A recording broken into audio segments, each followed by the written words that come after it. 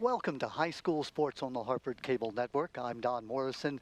Tonight, my great pleasure to be at Harford Technical High School. It's the Harford Tech Cobras hosting the Fallston Cougars in a Harford County girls softball game. Cheryl Silence, a great field, a great day, temperatures in the low 60s. What else could you want? No clouds in the sky. Couldn't be better. Just a beautiful Great day, Don. Yep. Two very well-matched teams, the Harford Tech coming in at 4-3, Fallston at 3-4. Both teams have played North Harford as a common opponent. Harford Tech has won against North Harford, who was undefeated when Harford Tech beat them, and then Fallston lost to North Harford. That's the common opponent they both have. Will they face a common opponent throughout the rest of the season, or do we? They do, yeah. They have they'll be playing, since they're both in the Chesapeake division. Well, I should say, yeah, they're both in the Chesapeake division. They'll be playing a lot. Now, interesting, Cecil County is, you think of Cecil County as being somewhat subpar in terms of athletics.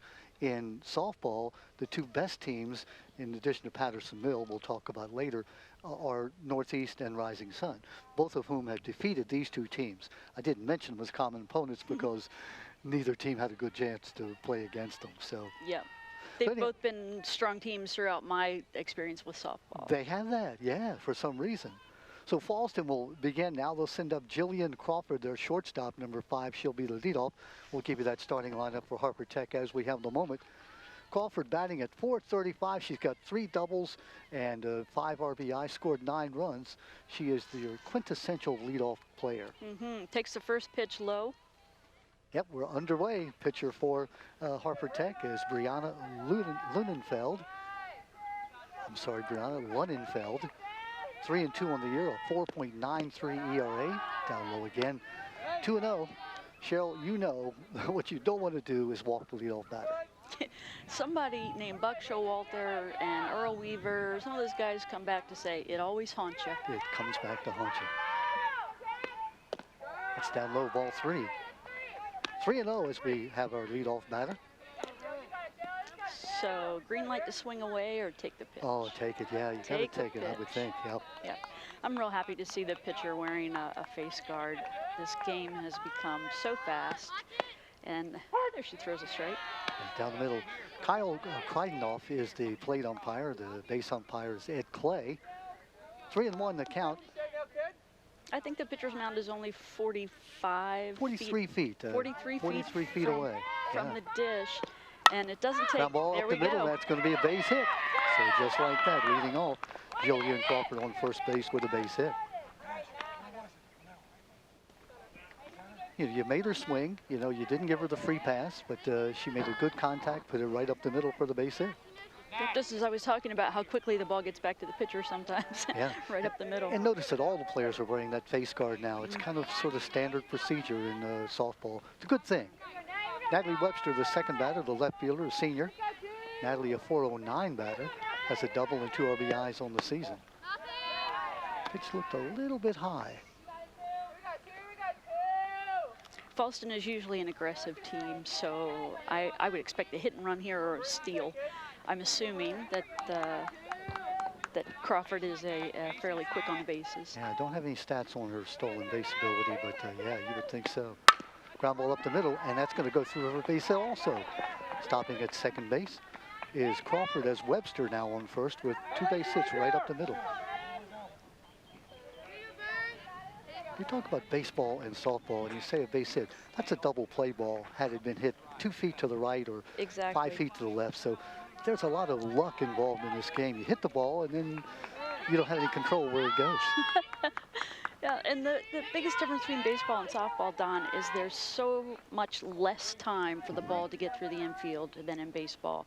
Talking about the difference between 60 feet and 90 feet. Absolutely. Maddie Burns now the batter. Takes down low. Maddie, the first baseman. Maddie is a freshman batting in the 3rd spot in the lineup. Has a .286 batting average, 6 runs and 6 RBIs on the season. How about your experience, Cheryl, but a freshman batting in the number 3 position? She must be something a little bit special. Ball 2 now, 2-0. Well, you said it's 60 feet diamonds, 43 feet from the pitcher's mound to home plate. beautiful field here. We'll talk about this new fence that's surrounding the Harford Tech field. If, Foul ball. Let's see, will that stay in play? Yeah, maybe. It will. Catcher, great. Nearly came up with it. Squirted out of her glove. Ashley Deems with that attempted catch. Cheryl, as you know, that ball has a backspin on it. It looked like it was going to go back out of play, but it came back into play. Deems almost made the great play. 2 balls and a strike. You know, the only person that's really at a disadvantage on this field, Don, as we look at it, is the batter. She's looking into the sun, especially if she wants to go to right field. She'll be looking directly into the direction of the sun. 3 balls and a strike. We start this game at 5 o'clock, which is an unusual time because of the pandemic and problems with, transportation. The game doesn't start at 3:30, it starts at 5. So the setting sun is a problem that it may not have been at 3:30. Line shot that's going to go through the third base hole. Good. Rounding third and heading home for the safe at home. Runner's going down to third. She is also safe and down to second base on the single. Moving up was Maddie Burns. So Burns with a single and RBI takes another extra base on the third of the plate. Shortstop gave up her body on that play. Really made a very professional looking dive after the ball. And now she shakes the dirt out of her out of her britches as we do. Great base running there as Crawford turned third and came on home. Natalie Webster didn't stop, went all the way to third, and Burns went to second base on the single. Brings up Allie Book, the center fielder, cleanup hitter, 2 on, nobody out. Top of the first inning, already 1-0. Fallston breaks on top here. Book is a lefty, so she shouldn't be affected by the sun there in the batter's box. She's kind of looking the opposite way. Outfield still playing around toward left field. There's a line drive into left field. It's going to be caught. Great catch there by Lily Huttenrider. And both girls are off with it, and there is 2 outs. The run scores from third on the sac fly. Did she tag? I think she did, but moving up from second base, leaving too soon, and so the double play is recorded on that line drive. So it does score a run. Scoring from third base is Webster. Out, forgetting that there was less than 2 outs, maybe thinking the ball was in. Out on the double play at second base was Maddie Burns. That ball from 8 to 6 on the double play. Sac fly by Allie Book. Brings up Julia Stroman, the catcher, Julia Senior. 2 out now, runner, nobody on base at this point. 2 runs in. That ball was smashed, and a great play by Huttenrider to make that catch there in left field.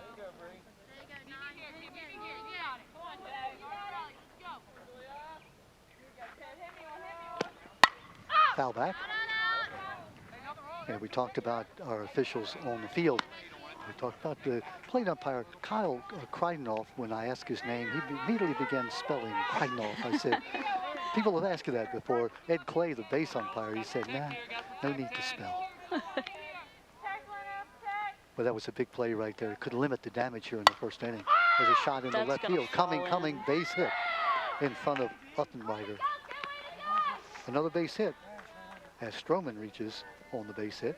Great swing, ball off the top of the bat. Just seemed to not get enough momentum there, so it was a soft little fly ball to left field. That'll bring up Anna Shear. Anna's the third baseman. Anna's the senior, one of the captains on the team. 2 out, runner on at first base. Of course, how important was that double play now? That would have been another run scored. Yeah. Had the runner not left from second base. Cheryl, why does that happen? I mean, you know that there's less than 2 out. Did she just assume the ball was going to find green grass out there? You know what I think that was? Excitement of I'm on second base and I could potentially score. Yeah. I think sometimes, well, the Orioles do the same thing, Don. So you tell me. Absolutely. It's not a minor league issue. It's not a major. You always say to yourself, now what do I do if the ball is hit? Okay, do I go back and tag up? But somehow that adrenaline flows and, you know, you see the action happening and you move before your mind is put in gear, I think. Yeah, well, you know, as the job of the... Sorry, Cheryl, didn't mean to interrupt. That's okay, that was nice. As a former fast pitch softball player, that should be illegal. They should not let a pitcher throwing 60 miles an hour suddenly take about 20 miles an hour off of it. Great pitch. Great pitch. 2 out, runner on first base. that's a skill that's hard to come by at this level, Don. Because usually, if you do try to throw a changeup, it's way out of control. Nobody knows where it's going to go. And you have to devise a technique to have the same body motion, the same arm. Yeah. So you're not speed. telegraphing, hey, here comes that slow ball. Going back to the play here at second base, you know, one of the jobs that coaches have to do, whether you're first or third, is just to remind the player. There's a pass ball, and we're going to get a runner down to second base. So runner into scoring position. You're scoring out a pass ball, huh? You think the catcher should have had that? I think the catcher should have had that. Okay, we'll give it a pass ball as Julia Stroman goes down to second. Anna Shearer, the batter.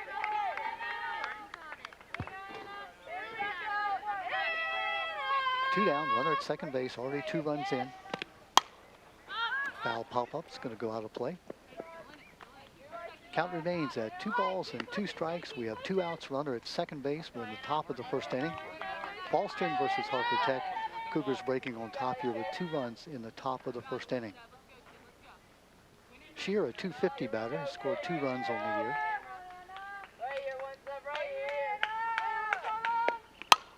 Another Nice pop-up. pitch. Will it stay in?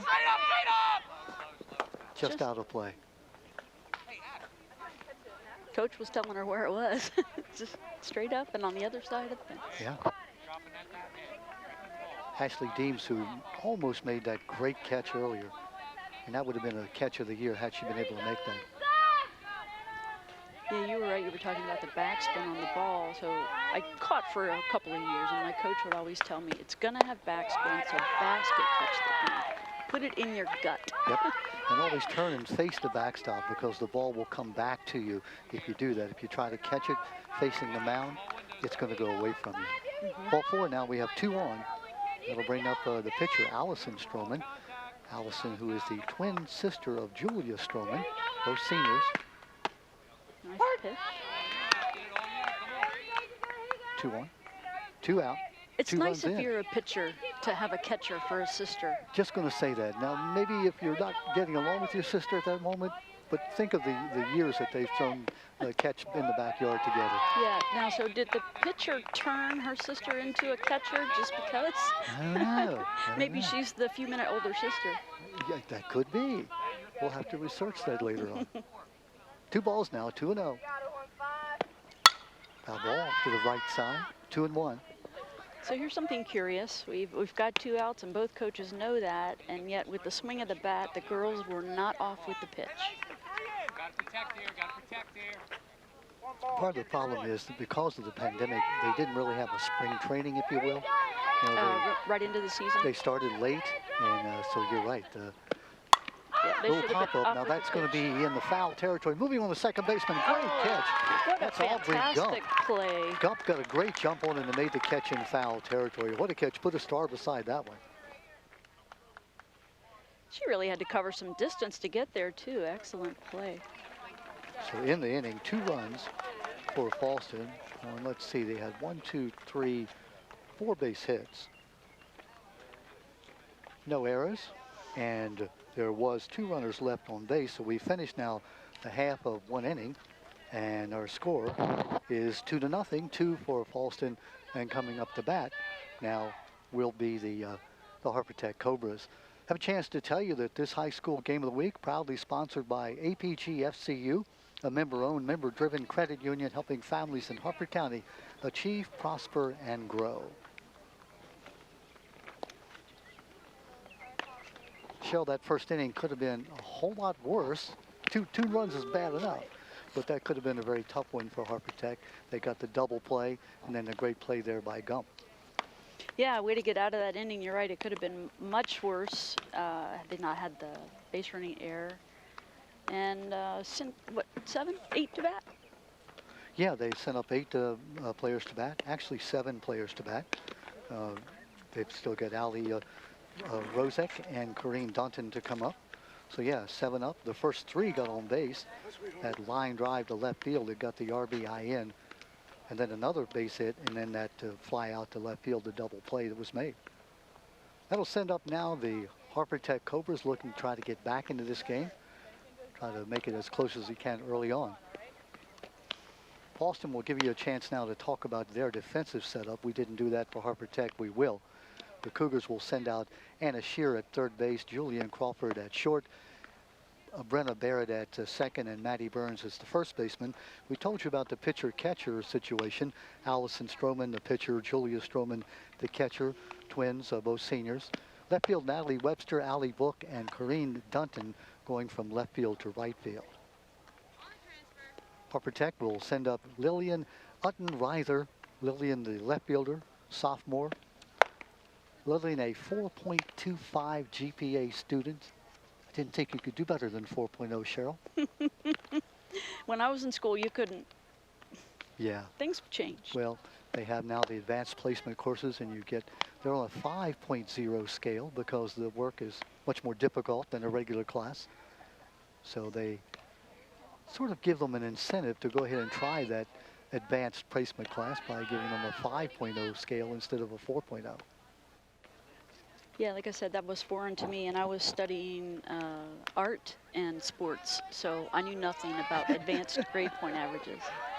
My sisters, however, nearly valedictorians, both of them. Wow. Top 5 in their class. They knew something different. Older sisters or younger? Older. Oh, see, that made it tough. It did. As you see, Lily is a left-handed batter. Fakes the bunt. Moving in quickly, Anna Shear. Cheryl, we see a lot of the left-handers use that run-up technique, almost like Ichiro Suzuki, where their feet are moving. Yep, your only caveat is to make sure you don't run out of the front of the box before you contact the ball. Well, 2.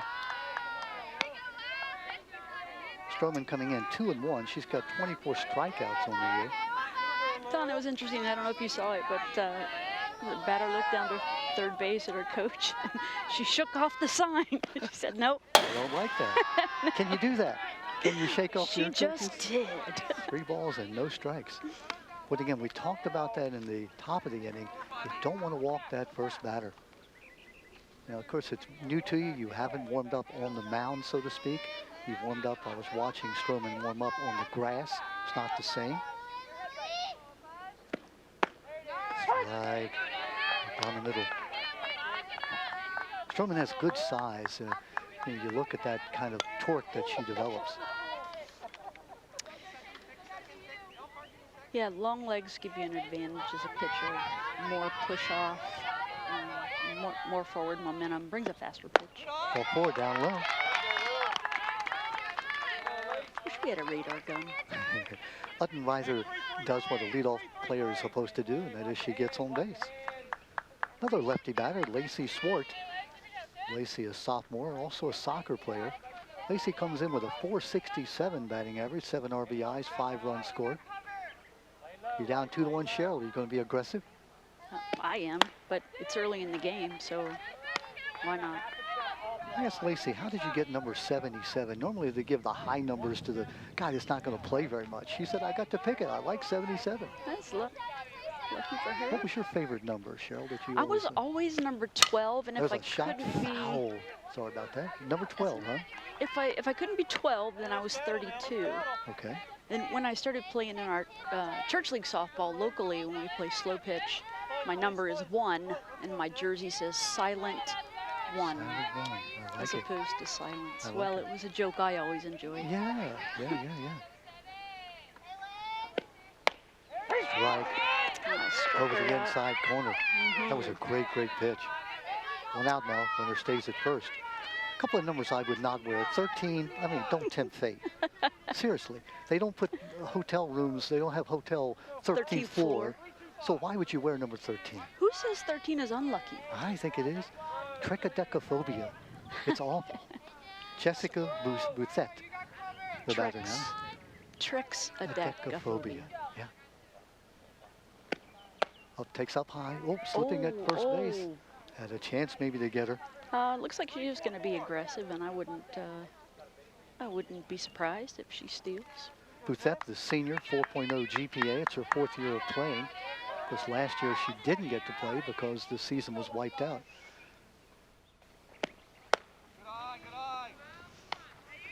Uttenreither takes a quick lead. When I was coaching, I would try to tell my players, don't take a lead and stop. have your momentum going forward. So if you have to take a step less, have your momentum be going forward rather than coming back. Stopping back, yeah. She may have possibly had that base stolen twice now. Up high. She's getting a really good lead. Maybe she just likes messing around with She you. does. I'll tell you what, it's a little slick there. It looks like her spikes aren't, she's kind of sliding to a stop as she comes there at first base. There's a lot of loose dirt down there. 3 balls and a strike. 1 out. Down low. That's ball 4. Ball We have 4. 2 on. Right there you see what I call a rookie mistake, is not knowing the count when you're on the base. And so you're running back to first base when you've got somebody walking to first base. You Yeah. should be already on second. Yeah. Again, it's early, it's young. I mean, these are only high school girls, but Things they can improve upon. things they can improve upon. Grace And Borkman hopefully now the they do. batter, the center fielder. Grace coming in with a .500 batting average up high. Fallston pitcher is throwing a lot of pitches, trying to get something over the plate and tempt the batters. Yeah, she's had some control difficulties here early on. Outfield very shallow out there. But Harford Tech outfield was playing a good bit deeper, especially in right field. The right fielder, Corinne Dunton, tucked over toward the right field foul line. A big gap there in right center field.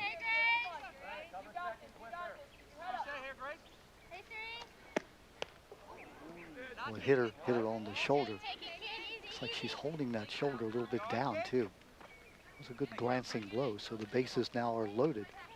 You can clearly hear the thump up here, as far away as we are. It hurts. They call it a softball, which is a misnomer.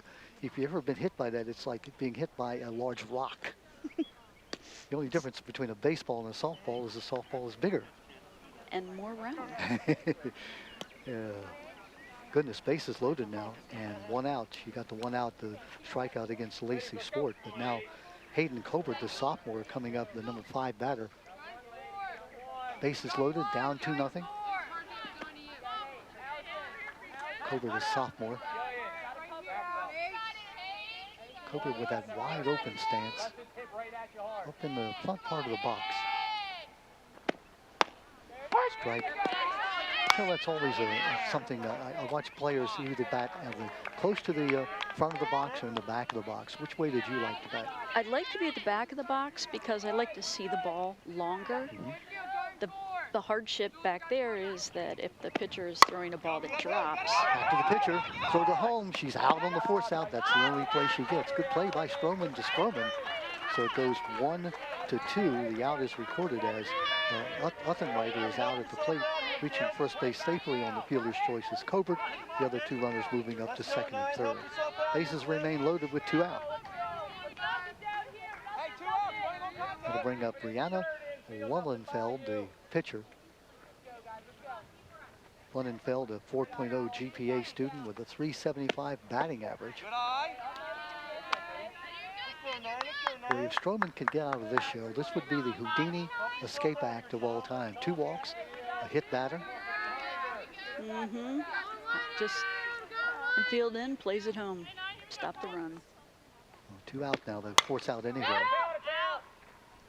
And of course that could be an easy play to home, step on any base. Yep. We always just say, take the easy one. Yep, if you're third base, all you have to do is step on the bag, and same with first. If you're the pitcher, you can choose where you want to go. But you have to know that in advance, though. Foul back, up to the right side. Just gets out. 2 strikes now. 1 strike away from getting out of this. 2-0 the lead.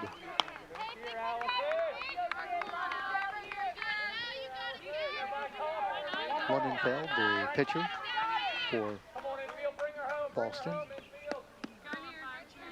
I should say for Harford Tech at the bat. Down low. Good stop by Stroman.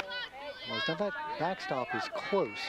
And again, we talked about the momentum going forward. You can score on a pass ball if your momentum is going forward. Yeah, that's true. If you stop, you have no chance because that ball will bounce back and you're a dead duck. Let's see what happens. Here she comes, the throw to the plate. No, she scores on the wild pitch. Scoring is Jessica Buffett. Moving up to third base is Borkman. Down to second is Covert. So she's not able to escape. That wild pitch cost the run. So no hits yet. 2 walks, a hit batsman, a strikeout, a force out at the plate. Ground ball third, it's going to be fair. Nope, they say foul. Good job by Greidenhoff, the plate umpire. Calls it right away. The ball looked like it was hugging the line. Sure did. And from up here, just where the footprints are, it looks like there are 2 lines. Where the wheels of the, I can see it better down first baseline. Yeah, that's deceiving. It is. Oh, close pitch. Must have been inside. I did see her lean back just a bit. The walks, and now the runners are at first and third. Borkman on at third. On the first, second. Yep, bases are loaded. Thank you. The bases are jammed, so now we're back to the idea of being able to step on any base. Is Aubrey Gump is the batter. Aubrey, a freshman in the sports medicine program at Harford Tech, swung on a missed. 143 average. Bases loaded, 2 out, 1 run in. Up high, no place to put her. Tech coach takes the timeout here. Going to talk to the umpire. He's going to put in a substitute runner at first base. And you can do that for the pitcher at no cost. In other words, it's not a pinch runner, it's a courtesy runner. Pitcher or the catcher, it's a speed up rule. Also, you don't want your pitcher out there exerting herself unnecessarily. Remember the old days, they brought the jacket out to you and sort of covered you up. That's a strike. 1 ball, 2 strikes. Cheryl, I'm a big proponent of the DH. The National League, which still doesn't have the DH. Drives me nuts when I watch a pitcher come up and feebly swing 3 times and go sit down. It drives you nuts? It does, I think. What about the occasional home run? He's occasional. Johnny Unitas, okay, great quarterback. Let's have him play middle linebacker. It's the same concept. You know, what are you trying to do? You're trying to, you know, okay, the 8th batter comes up, you walk him on 4 pitches, Don, the pitcher strikes out. How did Horrible. that person Horrible. go through their career, high school, college, whatever, minor league ball, I know. without being a hitter at some point? Well, he was in high school, but you know, you progress as you go, and you're either. And so you stop being a hitter? You do. You I'm stop. not a proponent. You stop practicing it. You stop concentrating. Plus, you get there because of your ability to pitch, not to hit. We can argue this forever. Let's agree to disagree. Bases loaded. This should be a until we see each 3-2 other count. again. Oh, I think it's just crazy. We had the universal DH last year during the pandemic, but for some reason we decided, nah, let's go back to what we do. Let's do it. She spoils that pitch, stays alive. Talking to her great uncle, Keith Watson, who loves to come up and watch his great niece play, and he said that her whole life has been just like one of the boys. She's loved to be competitive and plays football. And fly ball left field. Moving on it is Natalie Webster, shading her eyes from the sun, and makes the catch. So again, sending 7 players to the bat, just as Fallston had done. Harford Tech gets 1 run. 1 run on no hits, no errors. 3 runners left on base. We have now played 1 full, and our score is 2-1. This score sheet looks something like the Orioles, where they can get somebody on every bag and just can't get them to score. Yeah. Yeah, the Orioles. I go back to 1954 when the Orioles came back, and they won 54 games the entire year, lost 100. And, you know, if they won 1 or 2 a week, you thought that's really good. And then they got good, and we got spoiled. And that brings us to today, where we're just frustrated. Frustrated, yes. But not frustrated this afternoon at Harford Tech. No, what a great day. It really is a beautiful day, Don. Oh, and so gorgeous. far, both teams are playing strong defensively, Yeah. making the plays they're supposed to make, and hitting will come. Sure, we talked about that with the coaches from Harford Tech, and they said they've had games where they cannot catch a cold. They're just terrible. And then they've had games where they've made no errors at all, and they can't explain it. As you said, they are a young team. They got no juniors, just a couple of seniors. Had no season last year, had no spring practice this year, so it's kind of understandable. Yeah, it is. No matter how good you are at a sport, if you're not getting the daily practice, it makes a difference. It really does. Ali Rozek now the designated player. We call him DH in baseball. She's batting in the place of, I guess it's the, Dunton. Nope, excuse me, the second baseman, Brenna Barrett. This is an interesting rule change, Don. I don't remember exactly when it took place, but the designated player can play any position as long as she's That ball was hit into center field, moving back on it. Quite deep. And that is out of here. Touch 'em all. Going around is Ali Rozek. Don, that fence is probably well, it says 220 there. It was well beyond that. That had to be a 240 shot at least. That was quite a stroke. Touch 'em all, Ali Rozek. Wow. That's the third ball that's left this field. I understand Jessica Bouthette has hit a home run, and also Borkman, center fielder Grace Borkman, hit home runs over the fence. Brand new fence here. Emily Knowles, the AD, we were talking to her, and she was fortunate enough to get this fence installed this year. They'll bring up number 9 hitter Corinne Dunton. Corinne Dunton, who is the right fielder, senior, batting at 286. Boy, that was a blast. Yeah, yes. I knew the center fielder had no chance of catching it, but I had no idea it'd go out. High, soaring. It wasn't a line drive. Here goes another long ball. That ball is off the fence on a bounce. That's your number 9 hitter, your number 8 hitter with the home run, your number 9 hitter with the double. Who can complain about an order like that? I'm telling you. Runner on at second base, nobody out, and batting for the second time in 2 innings is Jillian Crawford. Jillian got a single to lead off the game and scored one of the 2 runs that Fallston scored in the first inning. They now have 3.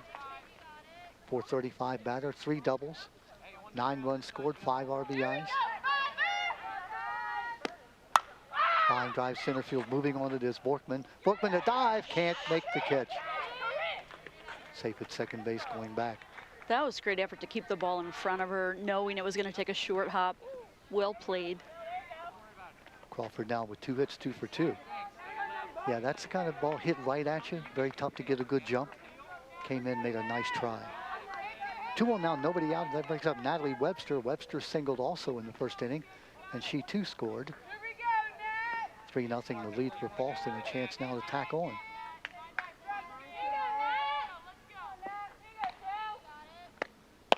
Brianna Lunenfeld, the pitcher, 3-2 on the year with a 4.93 ERA, 27 strikeouts and 27 innings pitched. By the way, we'll give you some of the hometowns of these young people at Harford Tech. Remember, they come here to Harford Tech, giving up their home school. Lunenfeld would be at Patterson Mill.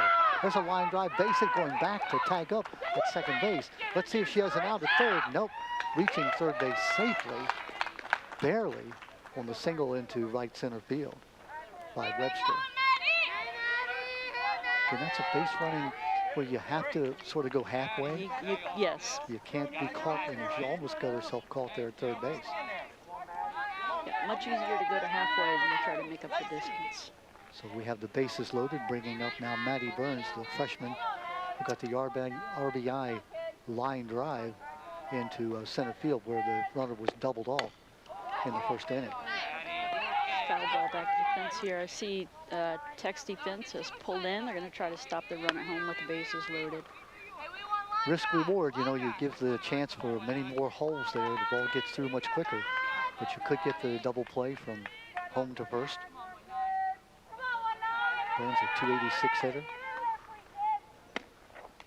Another changeup. She missed inside with that one, but do you notice? Just watch the batters when the changeup comes. She got hit by the pitch. Did she get hit? Yeah, it grazed her jersey, and so that is a hit by pitch and a run scored. Wow. It's just so funny to watch him almost freeze up. Like, I don't know what to do with that slow. Yeah, get it here. I was such a bad hitter that I waited for the changeup. I just... Sit on the changeup. Bases loaded still, nobody out. Allie booked the batter. Allie got a fly ball to left field and an RBI back in the first inning. 4-0 the lead, or 4-1, I should say, the lead for Fallston. Down low, nice scoop. Good stop by Ashley Deems. We were told that Ashley Deems would be leaving early. I think that's Ashley still catching. She had a commitment that she would have to go for early in the game. Outside, no place to put her. You gotta throw strikes. We don't have the advantage of having a scoreboard here, so we're trying to catch the umpire's signals.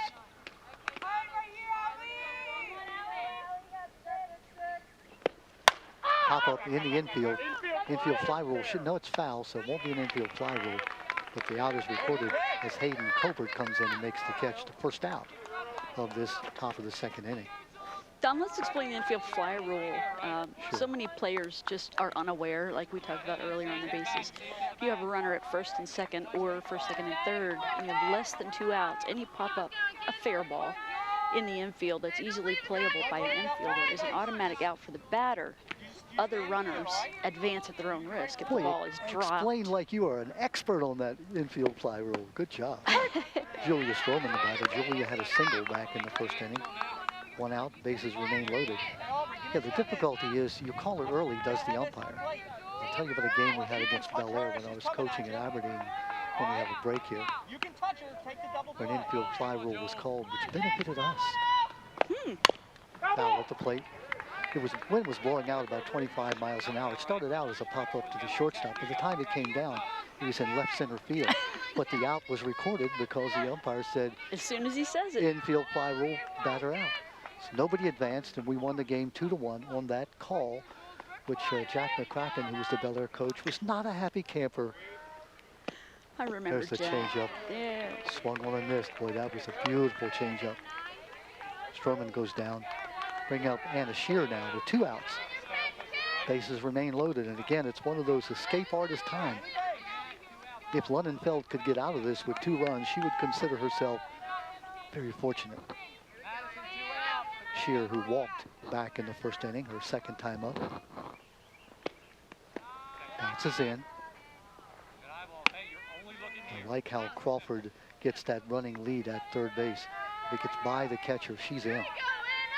No doubt, and that's what she's planning on too. She's looking for a pass ball to take that opportunity. Aggressive play, I like it. Up high. Again, bases loaded. You cannot afford a walk here. We're in the top of the second inning. Fallston 2 in the first, 2 so far in the second, leading by 4-1. Down low, ball 3. If this were me and I was catching, I'd give a signal to my first baseman and fire down there, because the girl's getting off first base with a tremendous lead and nowhere to go. Ball 4.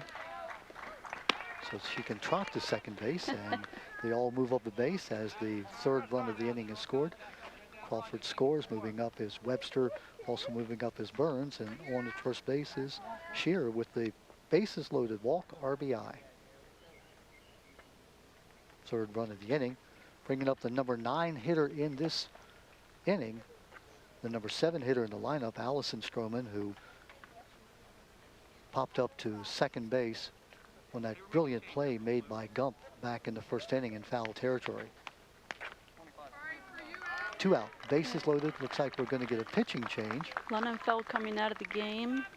And we're going to have to look through our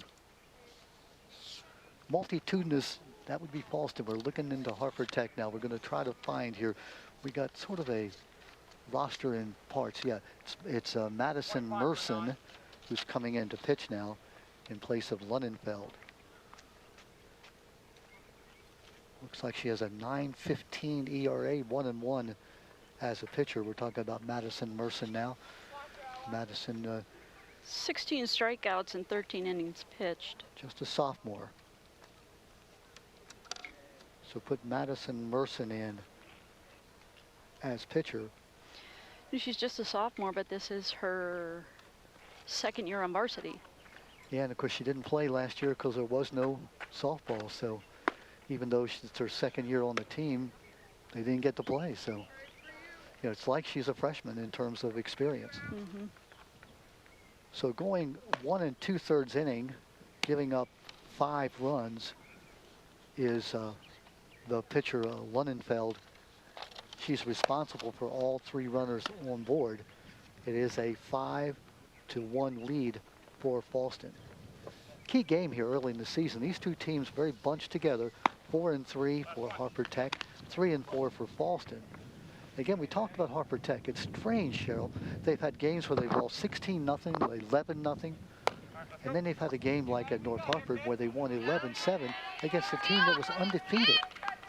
And they were having more runs when the Lightning came and they called the game, went back, they were up like 14-7. So how do you explain that? The same way I explained the Orioles losing to the Athletics, Yeah. and then coming back and beating them the next day 8-1. Every day it's a different This day. is why you play the game, right? Allison Stroman now, the senior pitcher. Allison, we talked about that pop-up that ended the first inning. Strike on the high strike.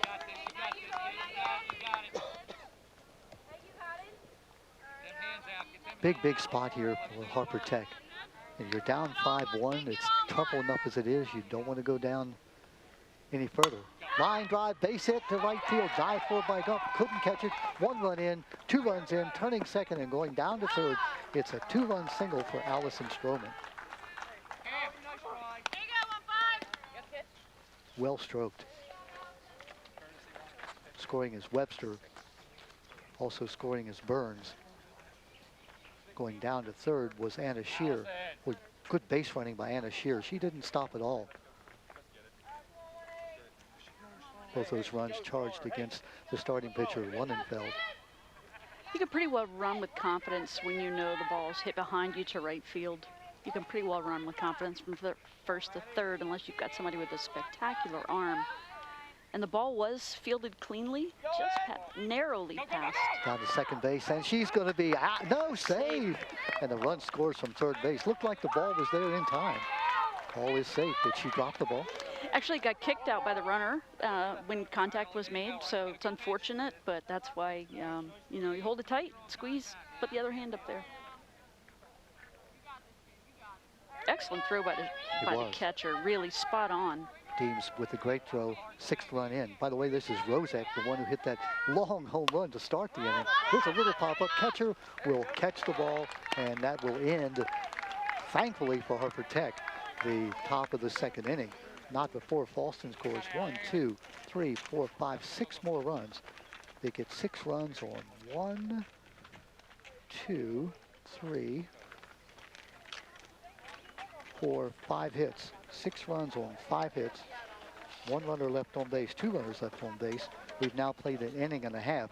It is now 8-1, the lead for Fallston Cougars.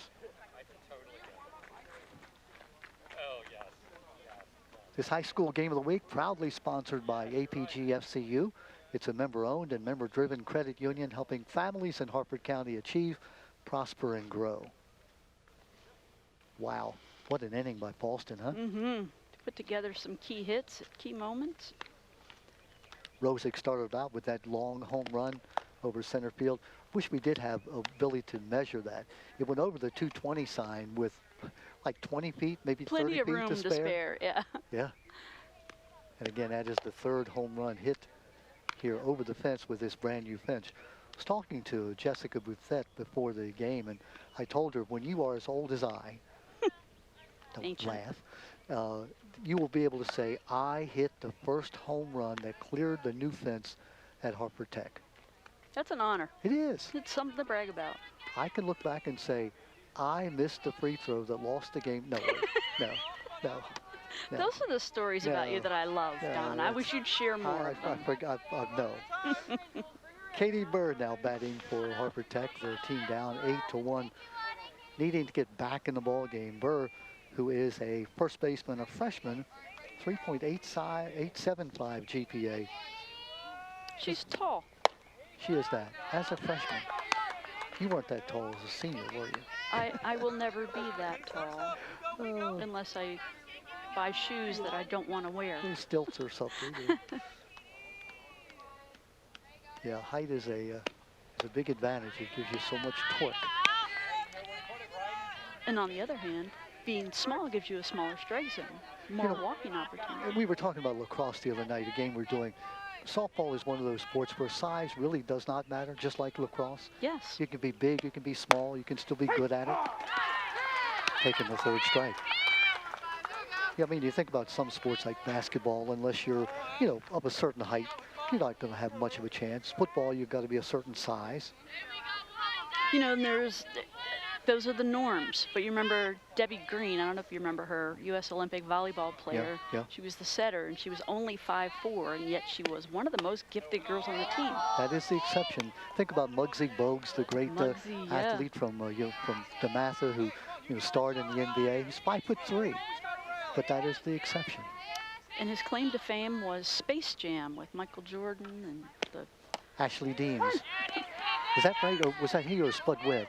No, that was Muggsy. Was it Muggsy? Spud Webb, who won the dunk contest in the NBA, 5'7", who could dunk the ball backwards. He had tremendous leap. Swung on and missed. Good cut there. She's just ahead of the pitch. We're doing a great job here. Stroman has come out, and she had control problems, as you remember, in that first inning. She's seeing the 8th and 9th batters, and she said, hey, throw it across the plate. See if they can hit it. Swung on and missed. 2 up, 2 down. 1 looking, 1 swinging. Don, in between innings, remind me to tell you the story of a very small baseball player who changed the game, so to speak. 1953, Cleveland Indians. No. Leadoff hitter is Lily Uttenreither. Lily got on the first inning. I'll be anxious to hear that story.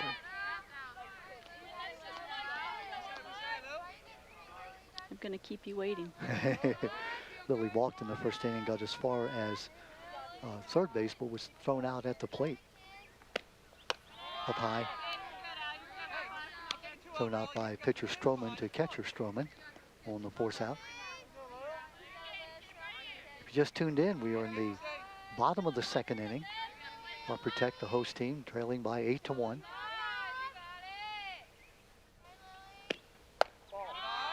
Ducking down, a ball a bit high. Fallston 2 runs in the first, 6 runs in the second. Harford Tech got their run in the first inning. I hate to say this so early, but I'll say it. Harford Tech still looking for their first base hit. The old thing about, hey, if you're pitching a no-hitter, don't mention it. But it's early enough. I'm not going to. It's early. Not going to jinx Allie Stroman.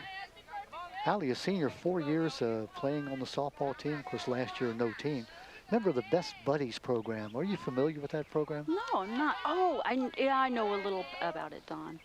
Educate us. Ball 4. Well, it's a program where kids from the regular program are teamed with kids with special needs, and they are their best buddy. They make sure nobody bullies them. They make sure they're happy and content in the school. It's just a great program, both for the person getting the help and the person giving the help. So second time, Uttenreither gets on first base with the walk. Brings up Lacey Swart. Lacey, who fanned looking back in the first inning. Fly ball center field, moving on to this is Buck. Book is going to be off the wall. Boy, what a nice hit. Turning second, heading for third. She'll stand up for the triple. Lacey Swart with the triple. That was short of going out, Don. That hit the near the upper part of the fence and bounced down, but it wasn't, just a few feet short of getting out of here. Well, having a nice fence, hit. It's such a pleasure to have a fence because it adds something to the game. A fence that's reachable, yet not, just an easy shot. So the RBI triple by Swart brings her team back to 8-2. Jessica Bouthette now, the young lady we talked about, who hit that first home run, hit it right down the left field line, I'm told. Coincidentally, not the next batter, but 2 batters later, Grace Borkman hit the second home run hit here at Harford Tech. Same inning. Yeah. Now we've seen our third home run leave the park.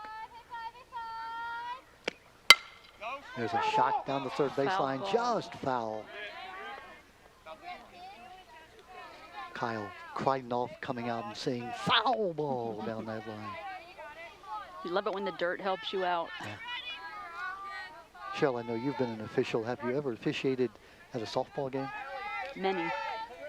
More than I care to count. Fun. I've been at this field. No, not this field. Harvard Tech played on a different field back then. In the day. In the day, I had to. It's unfortunate, old age got me, but I had to quit officiating because I couldn't wear the mask anymore due to a herniated disc in my neck. And I didn't think it was fair to ask for every game on the bases because the workload is extremely different. Yeah, we are. Well, they're third. Pop-up foul. It's going to be out of play. Ruthette, 4.0 GPA student, her fourth year of playing softball. I miss officiating, Don. I bet you do. I kind of, because I was a coach and a player, I kind of played the game in my head as it went. And I think it helped me to be a better official because I was always thinking, where's the play? Base hit, and that'll score another run is Ruthette. You can tell she is just a professional hitter. Right on every pitch. That was solid. You could hear it up here. Yeah, so I would kind of play the game in my head, knowing where the expected throw would be, that sort of thing. I got caught doing a slow pitch church league one time. I'll never forget. And I came out from behind the plate, like between home and third, into the infield, expecting to throw to first base from a shortstop. Which he should have done. That should have been the play, right? There was a runner on third with 2 out. The play's at first. And he fired home. And the ball wedged between my arm and my thigh as my hands were on my knees waiting to make that call at first. I'm laughing. I'm laughing with you, not at you. Borkman, the batter. Borkman hit by a pitch. Here's the throw down to second base. She's going to be safe. Get away. Ruthette gets up and she'll go down to third. Here's the play at third. She is also safe. It gets away there. Here comes Ruthette to the plate and she will score. Wow, what a running job. She gets a steal at second, a steal at third, and then the wild throw, and she comes on home. So Ruthette, credit that her. Credit that to her. She gets the base hit that knocks in the run and then scores one herself on the stolen base. I have the feeling that she's the kind of player that doesn't feel like she's played unless she goes home to be. 2 errors on that stolen base as well. So that's the third run of the inning, and just like that, Harford Tech gets off the mat. They're now down by 8-4. They'll send up Grace Borkman. Borkman, the senior center fielder, headed for Lebanon Valley College in sports medicine. Honor roll student is Borkman. Borkman would be at C. Milton Wright if she had not come to Harford Tech. Interesting to see the communities that these young people leave and, come here, giving up whatever their friends were at that particular school, making a whole new group of friends to get into a program that they want to do. Ruthette is an Aberdeen person, so she came here instead of being an Eagle. She is a Cobra. It's a tough call. It really is. Oh, it's awful. You got to get up at 6:30 in the morning. By the way, that is a strikeout to end the inning. You got to get up at 6:30, catch the bus, leave your community, leave all your friends, and make a whole new group of friends. 3 runs in that inning for Harford Tech. They get 3 runs on, let's see, it looks like 2 base hits. There were 2 errors on that one play. No runners left on base. We've now played 2 full innings with 8-4 as Fallston has that 4-run lead. So now tell me the story that you were going to tell me. So we were talking about the size of players, yes. And this takes you back, you may remember it, 1888 to 1902. That's funny. I don't remember. It was a little before my time. 1905, yes. 02, no. All right. Smart so there aleck. was this young fella named William Hoy, H-O-Y, and he was an outfielder for the Washington Nationals and also for the Cincinnati Reds. I think he played for some other teams too, but he was 5'4". Oh. So we had a very small strike zone, and he led the league in walks, which, you know, he obviously should. But the interesting thing about William Hoy was they called him Dummy Hoy because he was deaf. He'd been deaf since age of 3 with meningitis. And the funny thing was, you know, outfielders need to know safe or out calls at the bases because they need to know where to throw the ball. And because Hoy was deaf, it's where hand signals actually came into play in Major League Baseball. Umpires usually just said safe or out in a normal tone so that the runner and the base player could understand. And as Hoy came, they needed to be able to make sure that he knew where the play was, so they came up with the hand signals of ball, strike, out, and safe. How about that? So that's where the hands extended, safe, and I did not know that. Dummy Hoy. Dummy Hoy is responsible it's probably for? Not politically correct to call him Dummy. No, we wouldn't today. So he's William. And yeah, he's the reason that we have these hand signals that we do. How about that? Corrine Dunton, the batter. Corrine, who got a double last inning. Came around to score later in the inning. Thought you were referring to Eddie Goodell in 1953 as a stunt. Bill Veeck, who was the owner of the Cleveland Indians at the time, brought him in to pinch hit. He was 3'7", midget. I guess we call a small person now. Yeah. And the commissioner got wind of it, and of course voided the contract immediately. But Eddie Goodell took 4 pitches and trotted down to first base. There was a pinch runner, and Bill Veeck, who loved to tweak the nose of the establishment, he came up with the exploding scoreboards, which just drove the conventionalists crazy. Inside strike. This is Madison Merson, who came on the pitch in the top of the 2nd inning, got out of that inning. Not before all 3 runs that were held responsible to the starting pitcher, Brianna Lunenfeld, were charged. Foul back to the screen. Done a good job here keeping the ball. Doesn't look like she's overly fast, but puts the ball where she wants to. And Cheryl, as you know, I mean, speed is one thing. Steve Dalkowski, the great Oriole prospect going back to the 50s, who never made the majors, they said he threw harder than any person in the history of baseball. 110 miles an hour. How is that even possible? I don't know. They timed him at APG with a ballistics. No way. Yeah, they didn't have guns at the time, speed guns. So they took him to APG and they got him at 110 miles an hour. Cal Ripken Sr. will tell you a story about him in a moment, involving Steve Dalkowski. Foul back. So Dalkowski became a major league pitcher? He never did. He never, because he couldn't control no the control. And no batter would stand in against him throwing that fast. Well, anyhow, Cal was catching him. Cal was a prospective Oriole catcher. He was going to come up. He was a great catcher, was Cal Ripken Sr. Up high. So he's catching Dalkowski. A batter tip-fouled it, hit Cal in the bicep, separated the bicep muscle from the bone, and Cal could never throw enough again to ever be. So he became, at 25 years old, became a manager in the Orioles system. Wow. So Cal would tell stories about Steve Dalkowski. What was the movie about Bull Durham, where Hoyt, the pitcher, he was patterned after Dalkowski. Oh, is that right? Yeah. A lot of steam, but where's it going? Had no idea. Unfortunately, Dalkowski got into alcohol and became, dementia hit him early and passed away not too long ago. But he's a legend in the Baltimore area, Steve Dalkowski. Brings up Jillian Crawford. Jillian is the leadoff hitter, 3rd inning, her 3rd time at bat. Center field, left field, I should say. Moving on it. That's a nice play by Lilia Uthenreiter. Way to stay with that ball. Lily comes in, gets a good jump, gets the eye out. on it all the way. Yeah. I'm impressed with her. She's made a couple of really nice plays so far. When the sun is like this, the one side of the ball is so well lit and the other one is so dark. If you take your eyes off the ball for a moment, it's really hard to find it again. Natalie Webster now the batter, number 2 in the lineup. She's up twice, 2 base hits and 2 runs scored.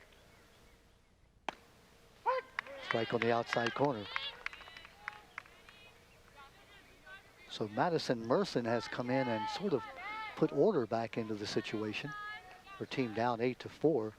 She'd love to keep them right here so that the Cobras have a chance to battle back. Must have been a bit outside. Our position, we're a little bit toward the third base side, so we're not able to see exactly where the pitchers are coming. Just kind of try to follow the catcher's glove a little bit, but even still, it's a strange angle.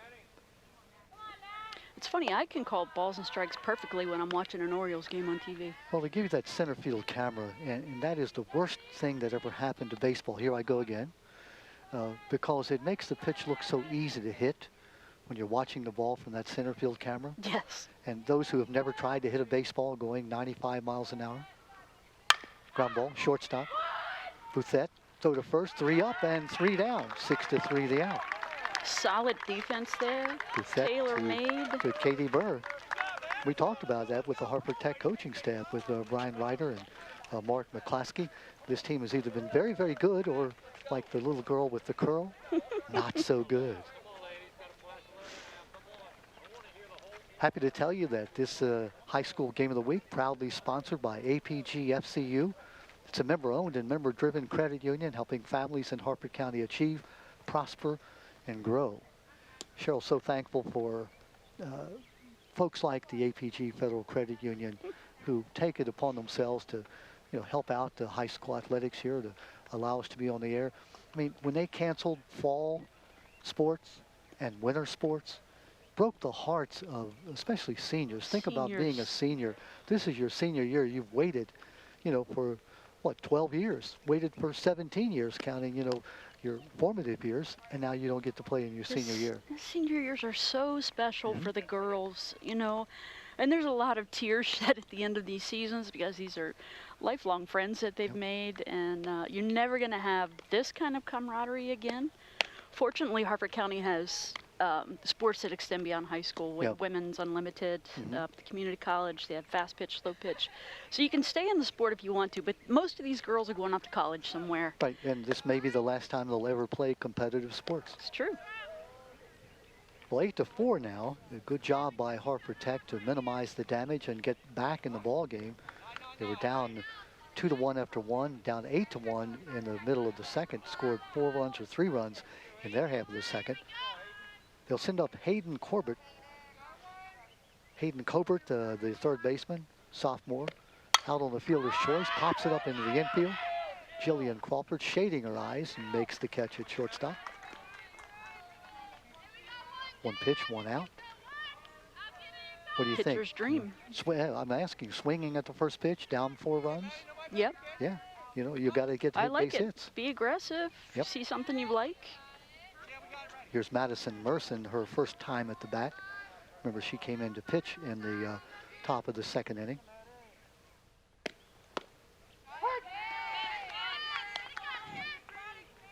Nice alliterative name, huh? Madison Merson. Used to be a person who was a DJ whose name was the Merson Person. Yes. W something. WXCY. No, I'm not sure. I'm not sure. My partner's the old oldie station with Steve Rouse and the Merson Person in the afternoon. Way back when. We shouldn't bring up things when we don't know the answer, but I'm telling you, that's half the answer. It's the old station with Steve Rouse. Rouse and Company. Whatever that was. Okay. We don't know where he was, but the Merson Person, yeah. Madison says, who in the world are they talking about? 1 out now, nobody on. Tech down by 4 runs, trying to mount a rally to get back in the game. Good job with that rally. They had 2 down and nobody on in that bottom of the second inning when they mounted the rally. Got a walk. An RBI triple into left field, and then a run that scored on errors. Stolen base by Bouthette, who came all the way around, went to third on a overthrow and back home on an overthrow. Sheldon, you're right. Bouthette is the kind of player that you just love to watch because you know she's going to make something happen. She's got this internal energy. And she just wants to burn it up, just use it up. And Yep, so yep. make things happen. Let's go. And you're right, her mom was probably led the league in buying Tide washing detergent. Here we see that courtesy runner coming in again. Don, I think you just did a commercial. I did? For Tide?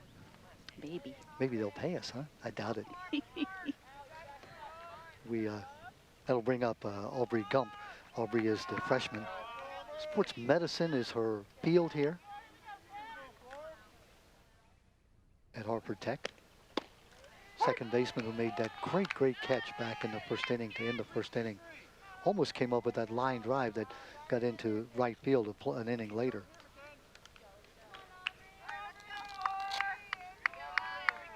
Wants to go into the medical field, does Audrey Gump. Did I say Audrey? Aubrey Gump. Little ground ball, just foul at the plate. Could go fair. Picked it up foul. Aubrey from the North Harford area, a 4.2 GPA student, as we said, just a freshman. Played in the under 10 travel team and got to the World Series back when she was under 10. What a thrill that must have been. That is exciting. I can speak from experience. Oh, she takes it, tempted. There was no appeal on the swing. Yeah. So I guess now we get an appeal, and there was no swing. Aubrey, She one of held those up. kids, 5'1".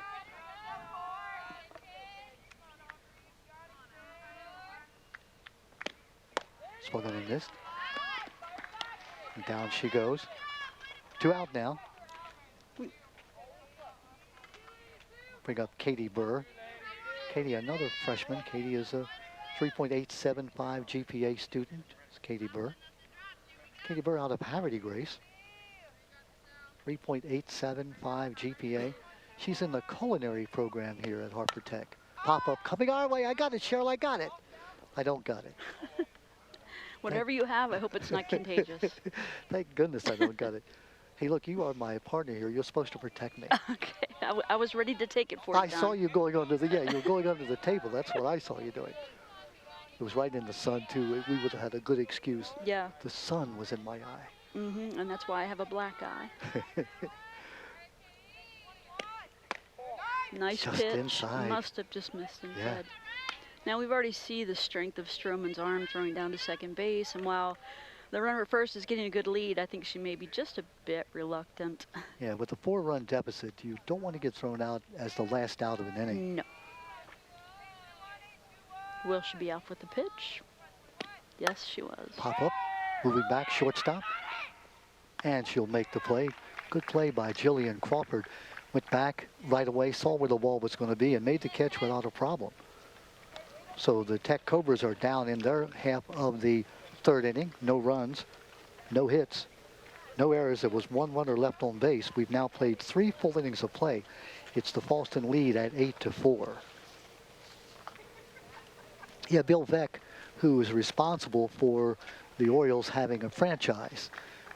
The league wanted to rid itself of Bill Veck so badly. He owned the St. Louis Browns at the time.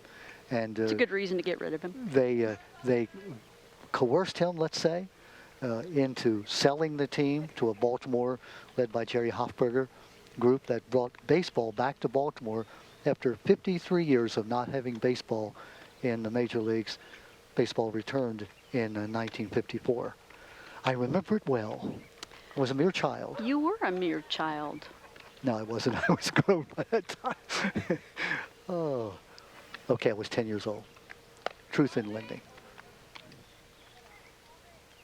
Had a big parade down through Baltimore City, and the Orioles won their first game.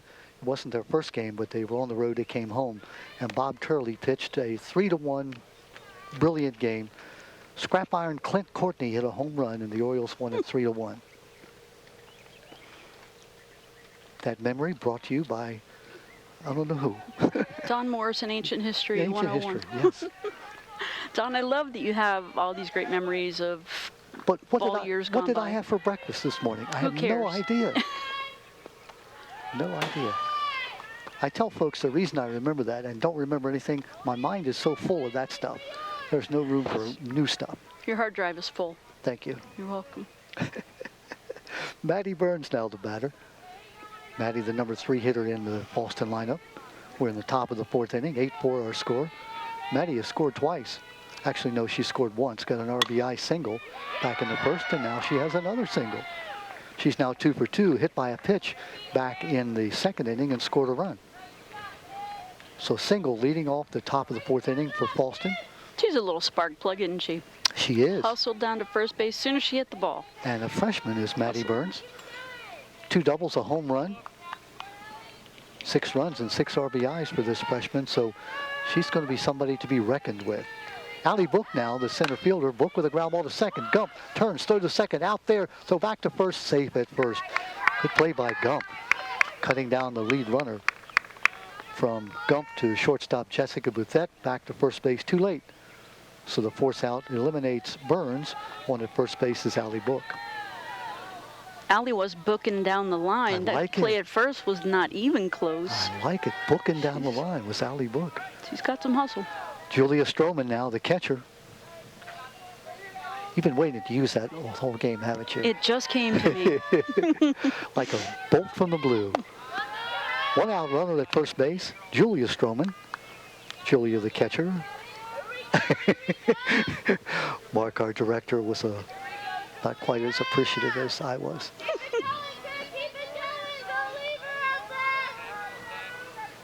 Pop up, Gump. Oh, makes a nice catch. She either misjudged that or went a little further than she thought it would, but made a nice catch over the head. It was nearly out of her reach, and I think that was her max height to get to that ball. Well played. Think about maybe Lacey Lacey Swart, I should say, the right fielder. Maybe that's one you call her off, coming in, easier play. Yeah, she was rather deep, but I guess she did get in time to make the play. Yeah, I would like to have seen the right fielder call her off. Perhaps Gump was concerned about that too. You know, she didn't go all the way back. There's a line drive. Caught by the third baseman. Hayden Covert up to make the catch on Anna Shear. Shear thought she had a certain base hit to left field. Hayden Covert. So there are 2 great plays there that the Harford Tech Cobras put together. Line drive to the third baseman, put a star beside that one. Yeah, we're not missing anything defensively, Don. Both teams have come out strong. No errors so far in the game. Did we have any errors? The double error on Bouthette when she scored. Oh, the running, yes, throwing errors, Yeah. not fielding errors. Right. Throwing errors. So no runs, a hit. There was 1 runner left on base. And that, again, was a great job by Tech because your leadoff hitter got the base hit, and you had numbers 4, 5, and 6 coming up. And so they minimized the damage, no damage at all done. Score remains 8-4 as we go to the bottom of the 4th inning. Showed a good ball game. It's exactly what we hope to see, and that is 2 very competitive teams. When Fallston got that 6-run rally in the 2nd inning, I thought, oops, this could be, curtains. But Tech Cobra minimized that damage, came back, got 3 runs in their half of the 2nd inning, made it a close game. Yeah, I'd like to see. Nice to see that you get down by that many runs, you don't give up. You know what your team is capable of. You know you've got great batters, and mount a comeback with saying, "Yes, I can. Yes, I can." Again, we're at Harford Technical High School. Cheryl Silence, my partner, Don Morrison. So happy to have you along with us here, the high school game of the week. And again, our 27th year, Cheryl, if you can believe that, on the air. That's something. That's incredible. I mean, I don't mean it's making any credit to anybody, to me or anyone, but for 27 years, I mean, I'm telecasting grandchildren of people I telecasted 2.5 decades ago. That's cool, though. I mean, carry on the tradition. Who's going to take your place, Don, when you're old and decrepit? Which is not, I don't know. Stop where you are. It could be a very long time from now. Thank you. By the way, would you look on your roster? We have a new player. Looks like Ashley Deems, who we knew was going to leave, had to leave early. And we have a number 23 now in the game for Harford Tech. It's probably in some of these notes. Do you think? Not there. No, that's Tech. That's Fallston. We'll find it for you. Don't do anything rash there, number 23. We're going to introduce who you are. Ashley Deems, who was the starting catcher, number 9 hitter in the lineup. Line drive, center field, moving center field, and what a nice catch. Boy, moving on the ball as soon as it was hit as Allie Book. Allie Book, made that great jump, and she made that catch look kind of easy. That's Jayla Edmonds taking Dean's position and hitting a nice ball to center field, but... and she was robbed.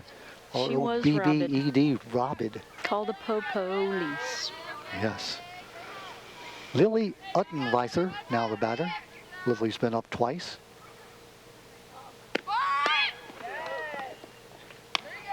Fakes the bunt. Lily walked, got as far as third base, was thrown out on a force out, then walked and scored in the second inning. Coming in with a .357 batting average, 6 runs scored. Just off the outside Must corner. have just missed. That was a pretty pitch, and I don't know if I was the batter. I might have been reaching for that one. And Julia Stroman did a great job as a catcher. She held it right there for the umpire to look at. Yep. Are you sure, Mr. Umpire? Gave him a while to think about it. Again, the twins, Allison and Julia Stroman. Sometimes as an umpire, you appreciate them holding that ball there. Let me look at it. Okay, right, I got you. But don't move it. Catch it and leave it where it was. And catchers always cheat. They you know do. That. They turn try their to glove. They bring it in. pull it back. Come on. I had a coach who said to foul, if you ain't cheating, you ain't trying. I can't tell you which coach that was. Yeah, let's leave the names. Yeah. And let's protect the... But coach, that's not, if you ain't cheating, you ain't trying. Okay, coach.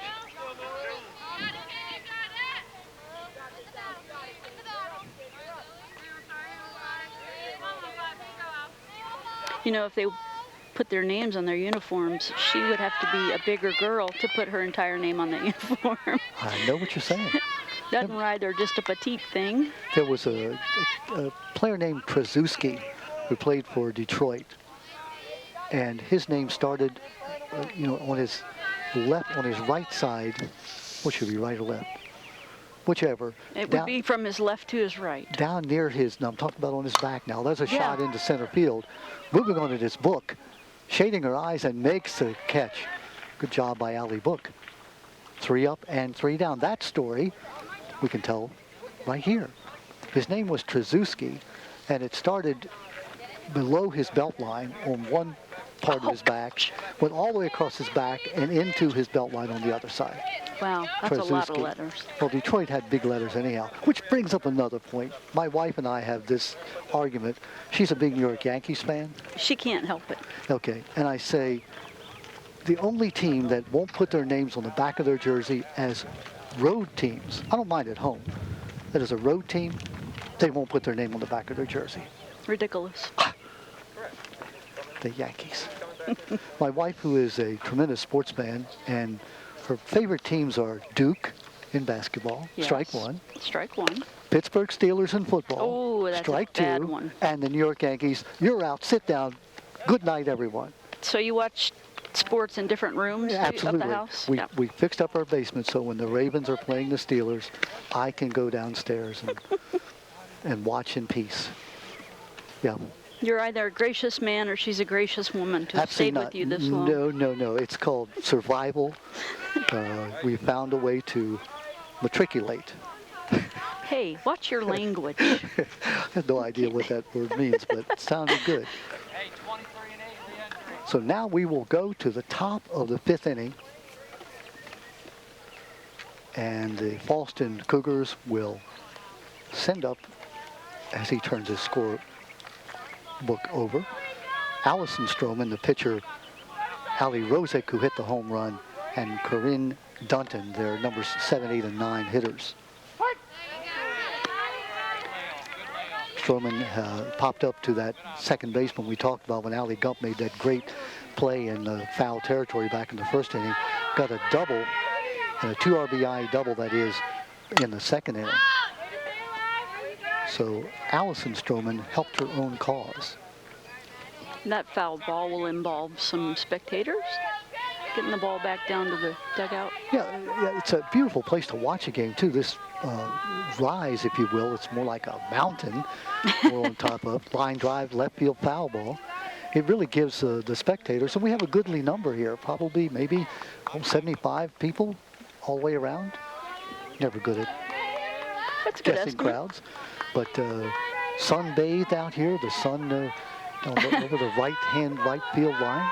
I noticed those sitting in the shade are wearing jackets. It is a good bit cooler over there. Now that's a good point. The shade is just about to cover the whole batter's box, where it will no longer come into play for right-handed batters. Yeah, you mentioned that early, that the sun shining right in the right-hand batter's eyes. I always like to hit to right field, Don, and I was always late on the ball, as if I was trying to hit it to right field, is what I'm really trying to say. But I like to hit it to right field, so this field location would be a problem for me. 200 feet down each line, 220 to center field. We've already seen a ball hit over center field. Bouthette with the stop, throw to first base.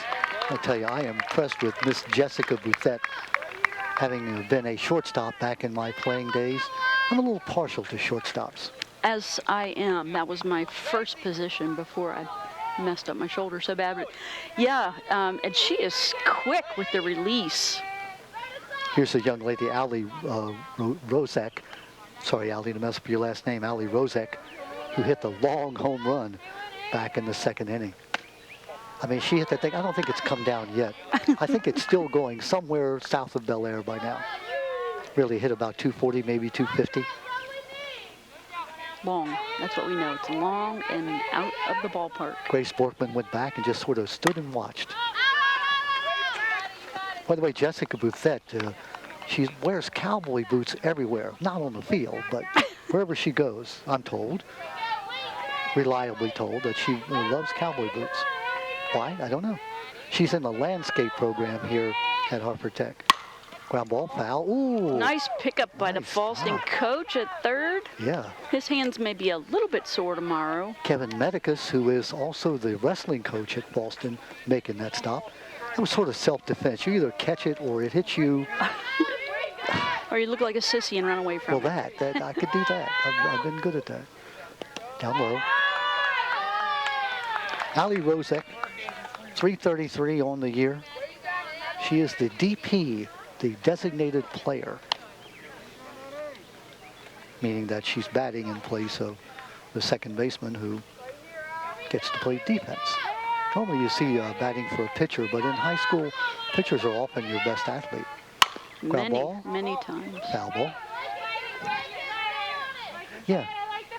But I think there comes, we talked about that earlier, Cheryl, there comes a time where, you know, the balls get thrown faster. You know, they start moving the ball, and the hand-eye coordination, the ability to hit a baseball, in my mind, is the most difficult skill of any sport there is. I would agree with you, having played baseball. Right. So it's a little frozen with that ball, but it was right in the zone. It Good call by was. the umpire. And Madison Merson, who gets the strikeout.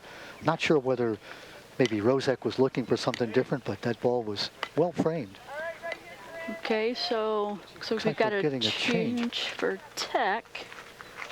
Not sure what's happening here. They're moving around. Both the third baseman and the catcher came off the field. Looks like Gump is going to go to third base.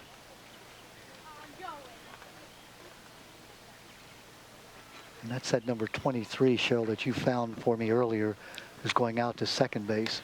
Yes, that's Jayla Edmonds.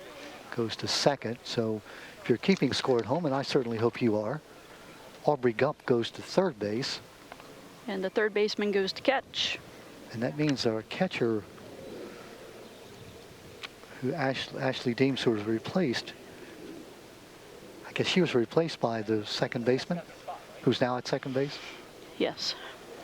Okay, and So yeah, Weems, Deems, I should say, is Deems. leaving. She had another assignment, appointment, something she had to do. We were told that she wouldn't be here for the entire game. so Jayla Edmonds, now taking second base, is a second-year player in varsity. Another petite one, 5'2". And her plans are to go to Chestnut Hill College. And she's got a double major in criminal justice and psychology. Wow.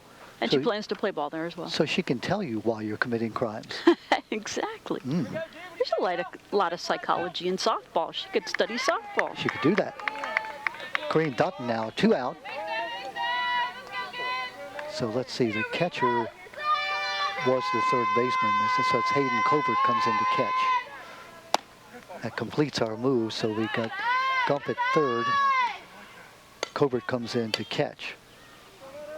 And Edmonds goes to second. Edmonds at second, thank you. Mm-hmm. It's 3. It's a lot to keep track of. It is, my mind is. Where's the bunt? Another thing, Cheryl, that bothers me, now you've got the shift, where you've got, 3 players and almost a 4th player to one side, especially if you're a left-handed batter. Not in this game, but in baseball. In baseball, just bunt the ball down the third baseline. Why wouldn't you? Because... Why did they make it hard, Because chicks dig the long ball. Don't blame it on me. I'm told that, it's the home run you get the money for. Swung on and missed. Interesting, that last pitch, she got a changeup, which is the perfect ball to bunt, and she got out a little bit early and knocked it foul down the third baseline. 2 out, nobody on. We're in the top of the 5th inning, 8-4. The lead for Fallston. They took a 2-0 lead in the first. Cobras narrowed it to 2-1. Then they went up 8-1 in the top of the second. Cobras scored 3 in their half of the second, 8-4, and that's where we are. Swung on and missed. 3 up and 3 down. 2 strikeouts for Merson. We have now played 4.5. No runs, no hits, no errors, nobody left on base. 8-4 the score as the Cougars come up looking to try to get this game a bit closer. This high school game of the week, proudly sponsored by the APG FCU. It's a member-owned and member-driven credit union helping families in Harford County achieve, prosper, and grow. Yeah, the sun's going down. The temperatures were somewhere in the mid to high 60s. It's getting a little bit chillier, but just a beautiful day for softball. And we've had a good game. Sure, we've had variety. We had excitement early with, 12 runs scored. The last 3 innings, we've had no runs scored. So we've seen good defense late. We've seen good pitching early on. We saw the opposite in terms of hitting and, no control by the pitchers. Yeah, this is defensively, it's really the kind of game you want to see at this level. Fundamentally sound defense on both sides, a couple of throwing errors. And you get nervous when there's a girl running around the bases at, 20 miles an hour.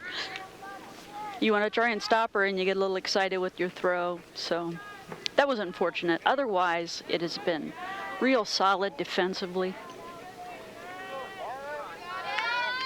First batter up is Jessica Bouthé for Harford Tech. Jessica, who has 1 for 1. She walked and scored. Last time up, she singled and scored. Remember, she stole second, went to third on the throwing error, came home. That's fair ball. Throw to first base, and a great play by catcher. Excellent fielding and throwing. Second baseman covering first as she should on a bunt. That was tailor-made. Yep. It was exactly how a coach wants to see it defended. It was perfect. So 2-4 is the out on the bunt. The bunt didn't get far enough out of the batter's box, but remember the batter's box is in fair territory, at least a portion of it. And again, a tough throw because running down the baseline, Julia Stroman had to go out a bit into the fair territory to get room to throw the ball. And you're saying it was the second baseman who covered? It was the second baseman, and this is where we came up with this safety bag, the orange bag at first base. It is outside the fair foul line, so it's not in play. But the whole purpose of that is for a runner going to first base, you want to stay outside the fair foul line, going to first, go to the orange bag if there's going to be a play there for safety purposes. And I'm not sure that happened there, but because the throw didn't hit the runner, it really was a moot point. It's Grace Borkman, by the way. And, had it been a wild throw, she was running down the baseline, and she was, in the baseline, yeah. Yes. But that would have been an interesting rule interpretation by Ed Clay. Did she interfere? That's, again, you said that's what the orange bag is for. It's supposed to run outside the baseline. Correct. Ground ball third base, fielded. Little bobble. Yep, and safe at first base. Anna Shear unable to come up with the ball cleanly. I'm not sure she would have had the play anyway. There's a little bit of speed in that runner. She's booking it down the line. Sorry, I had the wrong player, don't I? Borkman booked. So she reaches on the error to the third baseman. That'll bring up Hayden Cobert. Hayden, who started at third base and now is the catcher. 1 out, 1 on. Cobert's down by 8-4. The other point being is that line, you'll see it at first base. It's halfway down the line. At that point is where the runner has to be outside the baseline. Yes. She can be inside the baseline or on the baseline till she gets to that last, well, if it's a 60-foot base, the last 30 feet. There goes the run down to second base. The throw, she is going to be out at second base. Stroman to Jillian Crawford. The out is recorded. Down goes Borkman. That play doesn't work without a perfect throw from the catcher, and it was spot on. And a nice job by Jillian Crawford, to catch the ball. She sort of had her knee in the way, which can happen once you get the ball, if you're willing to be spiked. But it was difficult. And again, the strategy you're running, you're down by 4. A traditional baseball, softball person would say, no. But aggressiveness is where it is. You know, make something happen. Sometimes you do have to make something happen, especially if you know you've got speed on the bases. Take advantage. And you know you've got a hitter in the batter's box, too. So to call a hit and run, she didn't swing, but the ball was called a strike. So it was a straight steal the way it turned out. Yeah. Julia Stroman, again, how impressive has she been as the catcher? She's done a great job calling the game, done a great job behind the bat, and then throwing the ball excellently. Don, we haven't really talked about what pitchers have at this level. Ground ball short, throw to first base, and the out is recorded. Jillian Crawford, the out from 6-3. Go ahead, Shell, make your point, please. Most teams are, lucky if they get a pitcher who can consistently throw strikes over the plate. It's a gift when you get a pitcher who can throw more than one pitch intentionally and for effect. I know that, this is going back several years, but and I can't remember her name, unfortunately, but Bel Air High School and Fallston High School both had pitchers that threw 3 pitches, including a drop, a changeup, and a fastball. Yeah. And even still, they could mess around with the speed of the fastest fastball and throw batter's timing off a bit. But we didn't talk about what, if any, pitching variations these pitchers have. You talked about Stroman calling the game defensively, where the play is, and also balls or pitches. If she actually is calling pitches, it'd be something I'd love to know. Yeah. Yeah, I think you're right. I think they have maybe a changeup and the fastball. You get accomplished pitchers that have the rise ball, have the sinker, have the outshoot, curveball we would call it, an in-shoot, the screwball. And that's when speed is one thing, and it's hard to catch up with the ball coming from 43 feet to the plate. But when you start doing things with the ball, it's close to impossible. It's why softball and baseball adopted the rule.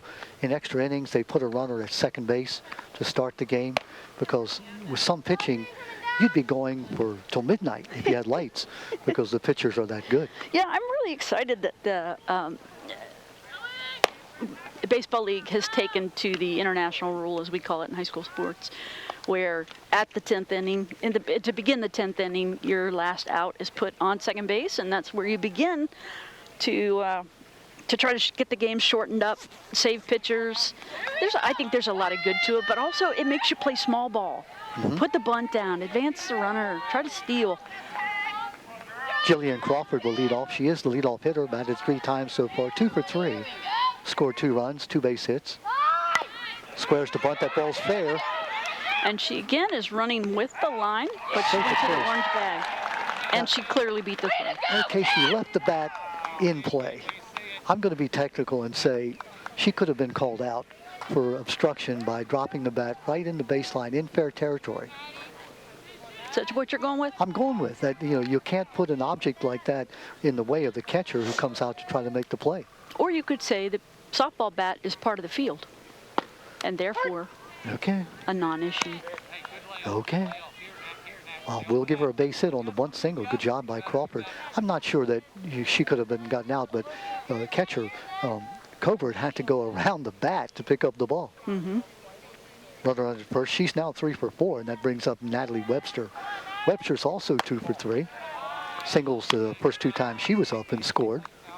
Don, let's have our large cast of statisticians look that rule up for us. Okay. Okay. Booth, would you look that up? Get right on that. Rule number 27.3. You cannot drop your bat in the way. Otherwise, why wouldn't you just do that? Just drop your bat every time, in the way of the ball. Can you? Can you plan to do that? Well, you could. No, I don't think there's that much skill. If you're going to bunt and I'm going to drop the ball, I'll just throw the bat out there where the ball was. I'll talk to the umpires after the game. If the ball hit her bat twice, then she's out. Yes. Yeah. Yeah, that's automatic. Or if she's in the batter's box, it's just a foul ball. If it's a foul ball. If she's out of the batter's box and it hits her bat again, right. She's out. Foul back. Spectators, go for it. Oh, no. That was a little short. They're just trying to stay warm. Yeah, I noticed that my partner, Let the Record Show, has put her jacket on. Yes, I'm a weenie. Yeah.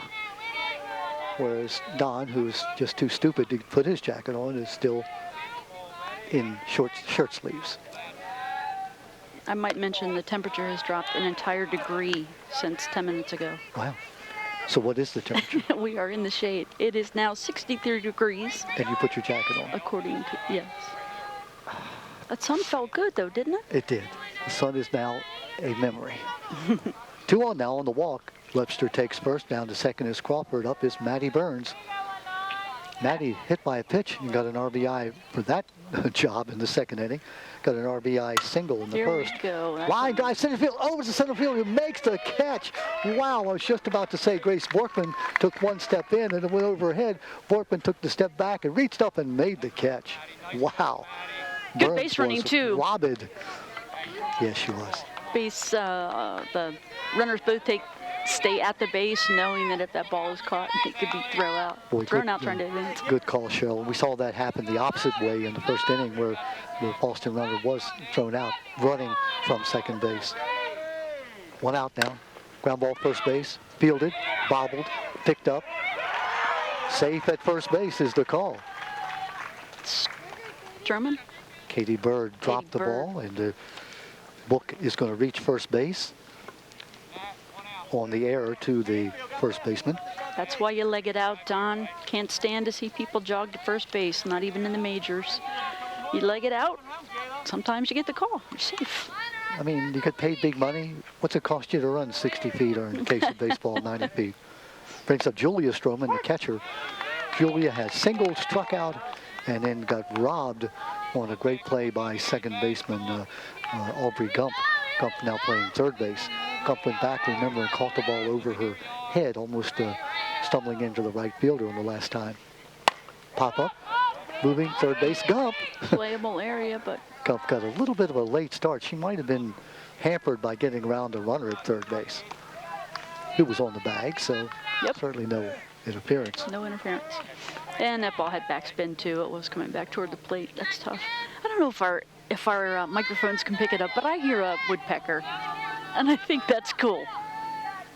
Okay, there's our commentator, our softball expert, who's commenting on a woodpecker. Ground ball in the hole. Gump drops it, picked up, throw to third, safe. Throws away, but it's too short to go. And that's a tough play right between third base and shortstop. I think I'll have to call that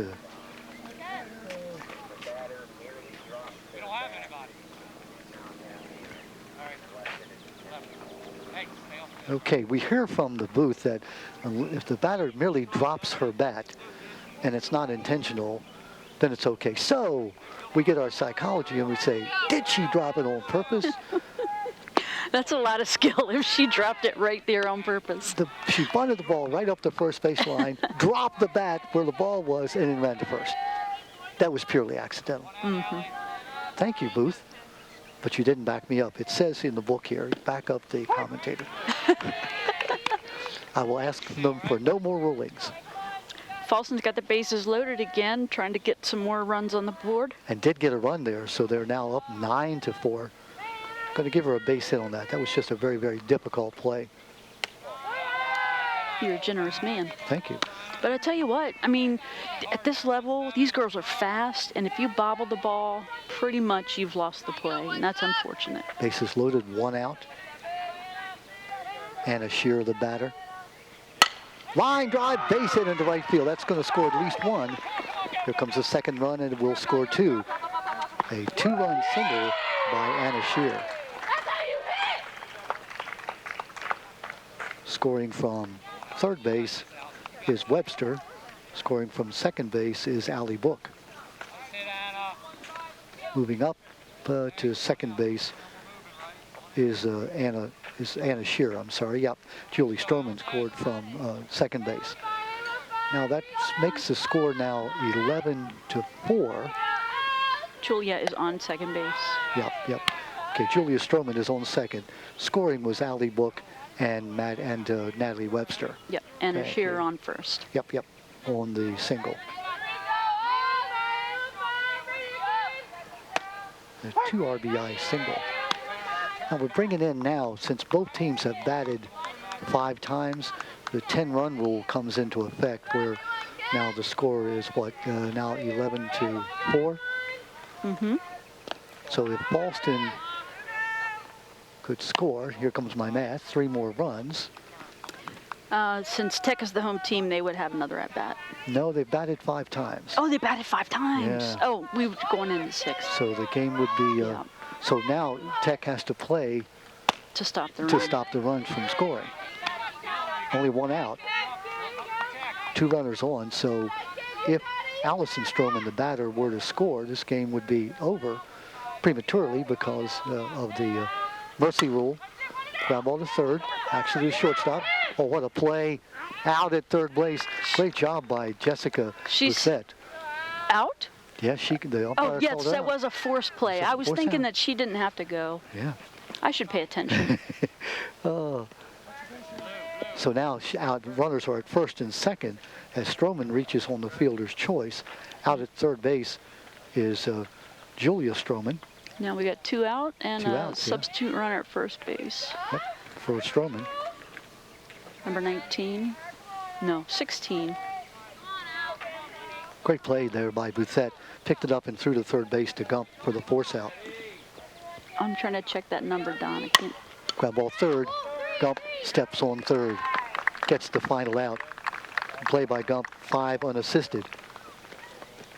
As Rozek grounds out on that, actually 5 unassisted, getting the runner out at third base. So Fallston picks up 3 runs in that inning. 3 runs on 1, 2, 3 base hits.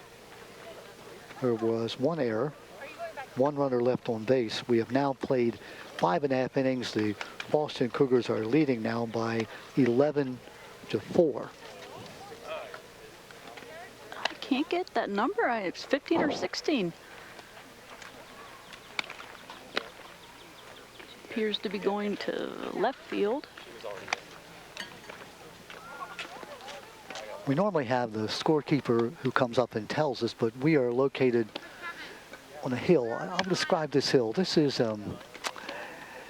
let's just say I would not want to try to walk that hill a dozen times. It's like the dunes at Kitty Hawk. It's uphill. It's way, way steep. Yeah, we're up about 30 feet maybe above the playing surface. A beautiful area to watch the game from. Still trying to figure out who that left fielder is, huh? 16. I got it now. There you go. Now we have to match it up with our... Is that Cameron? Cameron Barrett? Yeah, looks like Cameron Barrett, yeah. Yep. She plays outfield and shortstop as well. She's a freshman. So now let's see if the Cobras can mount another comeback. They had really held the score. They were down 8-1 after an inning and a half. Came back and made it 8-4. And this game was just sort of stalemated there for the next 3 innings. But now Fallston has broken through, scoring 3 runs there in the top of that 6th inning. Give the Cobras credit again. We talked about they were in danger of being mercy ruled out of the game.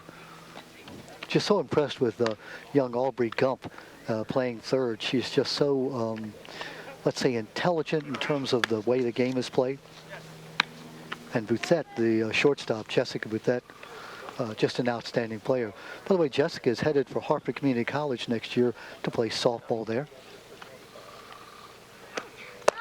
I love the presence of Harford Community College here to allow kids to be able to further their education until maybe they find out exactly what they want to do or get their finances together or whatever the purpose might be. Maybe they don't want to go away from home right away. And it's a good school, too. It's got good reputation, good teachers, solid programs there.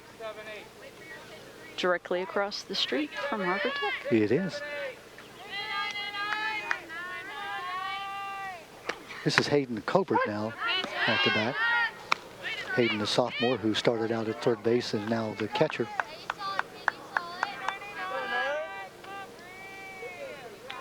Hayden is 0 for 3 on the day, reached on the fielder's choice, popped out to the shortstop, grounded to the shortstop.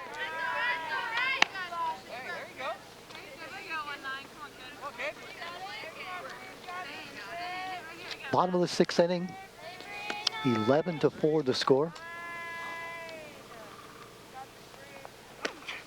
Line shot. Oh no, it's a little bouncer to second base.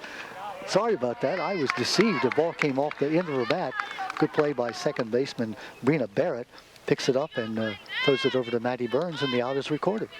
Yeah, you could tell by the sound of that ball. It literally was off the end of the bat. Had that been a wooden bat, she'd have had splinters in her hand. It's true. And I tell you, that vibration hurts when that happens. This is Merson now. Merson, who came in to pitch in that second inning.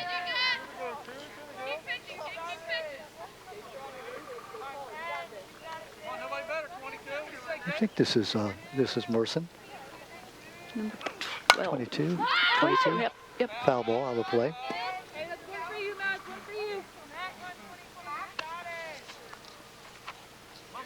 Yeah, it is Merson. My scorebook looks a little bit of a shambles here. Cheryl, did you keep score? Were you a score-keeping aficionado? I kept score when they had the leagues up at the college for the Women's Unlimited. When I was not playing, I would stay and keep score. As a youngster, we had, I got my first transistor radio. And, of course, you couldn't listen to the radio. Dad said, lights out, go to bed. Sure. Yep. So you put the transistor radio under your pillow with enough light to be able to keep score. You kept score even after your dad told you to go to bed? I was in bed. Lights were out. So technically, I was abiding by the rules. Some would say the spirit of the rules might be different. Yeah, Mackenzie Pellerin, number 22, is the batter. And I'm sure she may be pinch hitting now for Merson. She fans and goes down. Thanks, Joe. It's Mackenzie Pellerin, number 22, not number 23, Jayla Edmonds. Mackenzie also plays soccer. Madison Merson is number 25. Yeah, boy, I'm really impressed by how these young ladies do all these things and yet keep their grades up. We have another pinch hitter, and it looks like number 1 for Harford Tech. As we scramble through our pages of notes. Yeah. There should be a number 1 here. We'll find out for you. Ariana Bloom. Ariana Bloom.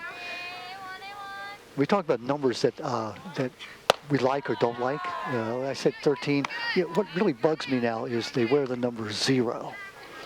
Does that mean like it's like you're not good enough to get a number? That's really interesting. I would never wear 0. It was never allowed in basketball until you could wear a double 0. Yeah. Now you can wear a double 0. Yeah. Well, you couldn't wear a number 6 in basketball either because it had to be a number that you put on one hand. Yes. The referee would hold up, one hand, so it had to be numbers below 5. Right. So we did 0 through 5, and then 10 through 15, and then 20 through 25. Now they've passed a rule that in the NFL, I saw that. yeah, you can wear single-digit numbers. Anybody who's eligible to catch a pass, even a linebacker could wear number 4, number 3. Because traditionally, linebackers wore 50 and the 50 numbers and that kind of thing. Tom Brady took quite an exception to that. Yes, he did. He had some colorful comments to make. And Well, Pellerin, let's just say he was clearly against he it. was not happy with it. Pellerin thought that was ball 4, dropped the bat, went to first. The umpire said, hey, that's only ball 3.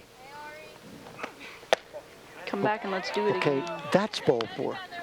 She says to the umpire, I told you I was going to come down here. Ariana goes on down to first base. Because she was batting for Aubrey Gump. Now this brings up number 23. That's the substitute second baseman. Yeah, this is Jayla Edmonds. So we're at first base now with 2 out. Down at first, Ariana Bloom is going into a teaching program, to Teaching Academy of Maryland, after she graduates.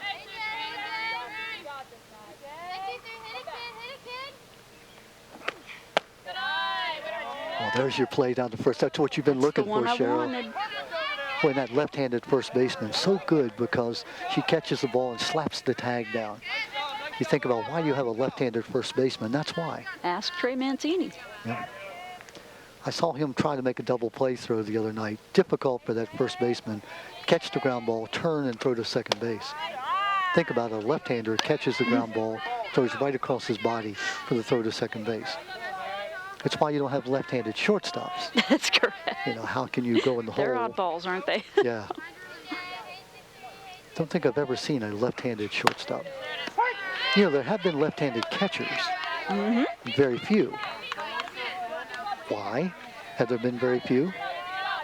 Tell me, Don, why? Most batters are right-handed, so a left-handed catcher throwing to second base would be throwing through the batter. She takes a cut on that ball. It's just a little bit high for her.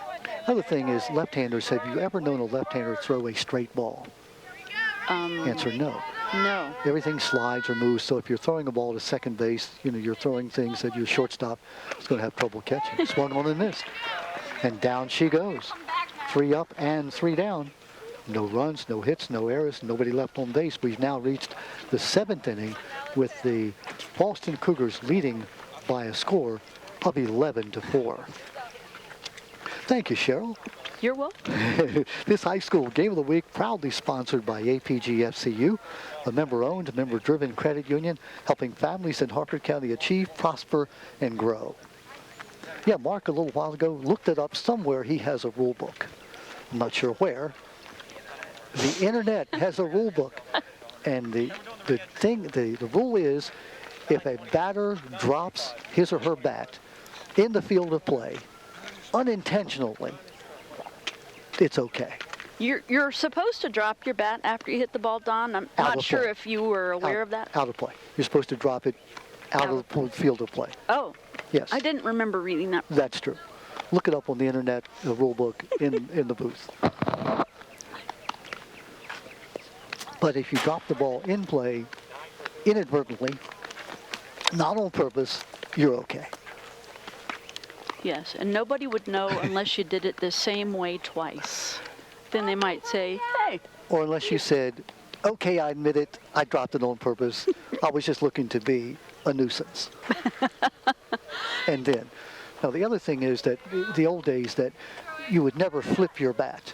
You hit a home run, flip your bat, and, because the next time up, you would get a ball right between the ears, right in the earlobe. High and inside. High and inside. That is no longer the case. So now we have bat flippers. That So brings I've up, been- go ahead. You've commented several times about the fence here at Yes. Harford Tech on their field. It's Yeah. very nice. It's lovely and wonderful. Clearly, you can see fair and foul down both lines and well marked all the way around. Yeah. But then, so the first home run we saw hit over the fence there in left center field. She would have had to leg that out for a home run, and I kind of like to see that action. There might have been a play at home. But if you hit it over the fence, you just trot. It's kind of boring, Don. Okay. Corinne Dutton, by the way, at bat. Corinne is 1 for 3. She got a hit in the first time up. Bouthette going back, dives for it, can't quite get it as the ball falls in for a base hit. That makes Corinne Dutton now 2 for 4. Bouthette again proving that she is the best friend of the laundromat. Loving that. She just gives up her body. She's 100% after the ball. Yep. Very impressive young lady. 4.0 GPA student, by the way. Bunt. That's a Drops beautiful her bat in bunt. play. Throw to first base. Didn't have a play at first, really. Maybe not, should not have thrown that ball, but on the throw, you had a runner comes over to third base. Don, who is that? I can't see. My eyes are bad. Jillian Crawford was the bunt. The runner was Corinne Dutton. Good play by Dutton, who just turned second and goes to third. So the bunt single down the first base line by Crawford. Crawford is now, gosh, she is now 4 for 5 on the day. Scored 2 runs. That's a good day at the park. It is. Brings up Natalie Webster. Goes to throw down to second base. It's a double steal. She is out at second base is the call. Bouthette takes the high throw, puts the tag down, but the runner scores from third on the double steal. Fallston coach is being real intentional about what's happening right now, and maybe he waited late in the game to do it. They're already ahead. Maybe this is practice session for the girls to know what a hit and run is, a bunt and run, you know, stolen bases. This gets exciting. Natalie Webster, the batter. Natalie got singles both times, first 2 times up, and scored a run each time, and then scored a run in the 6th inning on a walk.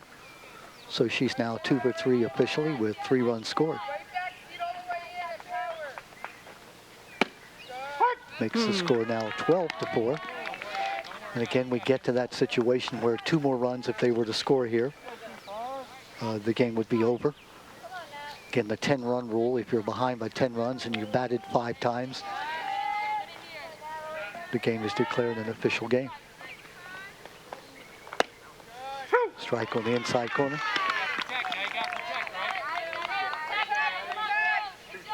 So again, right now, if you're the Cobras, your job, your mission is to hold them here. Give them 1 more run, perhaps, but certainly not 2. Yeah, and they just want to be able to play the bottom half of their inning. You do, and then you've got the chance to come back.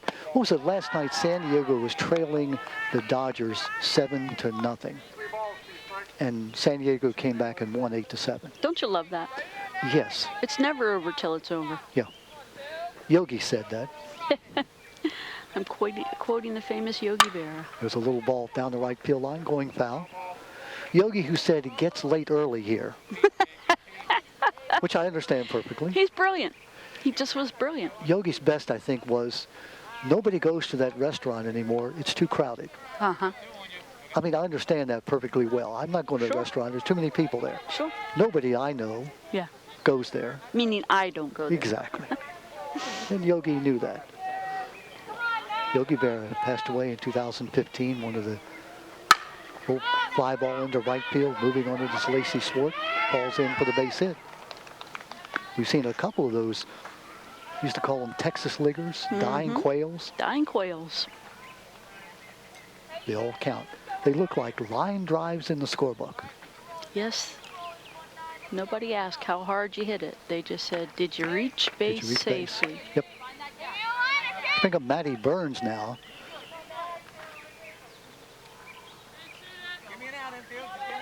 This is Maddie, let's look at a number. Is that number 10? No, this is number 19. 19. Can we look up on our Yes, scorebook we and can. see? Yeah, that's Maddie Burns. Yeah, I just had the Right wrong name, number. wrong number. There you go, thank you. Maddie, who is a left-handed fielder. There's a fly ball into right field. Moving on now, Lacey Swart. Lacey will make the catch. 2 down. That was a good play. That ball was kind of tricky because it kind of turned inside out and started fading a bit to her left. Just kept her eye on it. Made the catch. 2 hands, right, Don? Oh, yeah. 2 hands. Here's another question for you. What great player in Major Leagues batted right and threw left? Oh, is this in my era? Is this in my in the last 40 years? Oh, yeah. Allie Book, by the way, the batter. Batted right through left. Very few have done it. Yeah. Cleon Jones is one, but he doesn't count because he played for the Mets. Give me a hint.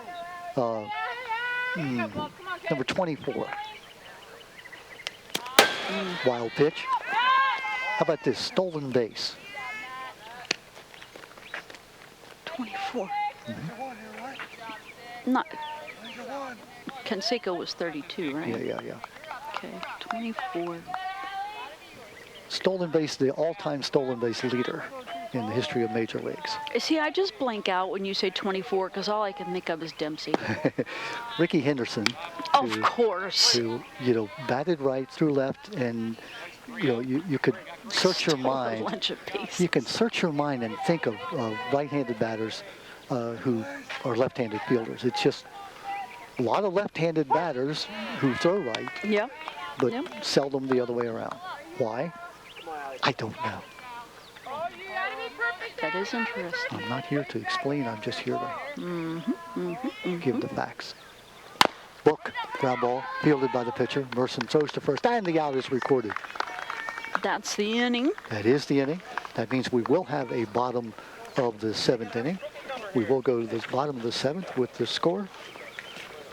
The Fallston Cougars 12 and the Harford Tech Cobras 4. Recap of the game, which we'll have to do kind of quickly because we'll be leaving right after the game. The Cougars took the lead in the first inning with 2 runs in the top of the first. Harford Tech came back and scored one, made it 2-1, and then the game was put away for all intents and purposes in that second inning when Fallston scored 6 runs on 5 hits, including that long home run by Ali Rozek. The Cougars came back and scored 3 runs in their half, made it 8-4, but haven't been able to get anything since that point. 4 innings they've come up, and 4 innings they've gone down. Fallston added a run there in the top of the 7th. They get 1 run on, 2 base hits. Actually 3 base hits. They get a run on 3 base hits. There were no errors, and there was 1 runner left on base. So Fallston right now has 12 runs on, 6, 7, 12, 16 base hits. Maddie Burns going back to the mound for Fallston to finish up this game. She's pitched very well. Maddie Burns or Allison Stroman? Number 19. So Stroman, Burns. At some point, Burns came in to pitch. They have a pitch limit where you can only throw a certain number of pitches. Thank you for pointing that out. It looks like they've switched. Looks like Stroman has gone to first base. No, that's still Burr at first base. Let's see if we can find out what's going on here. Yeah.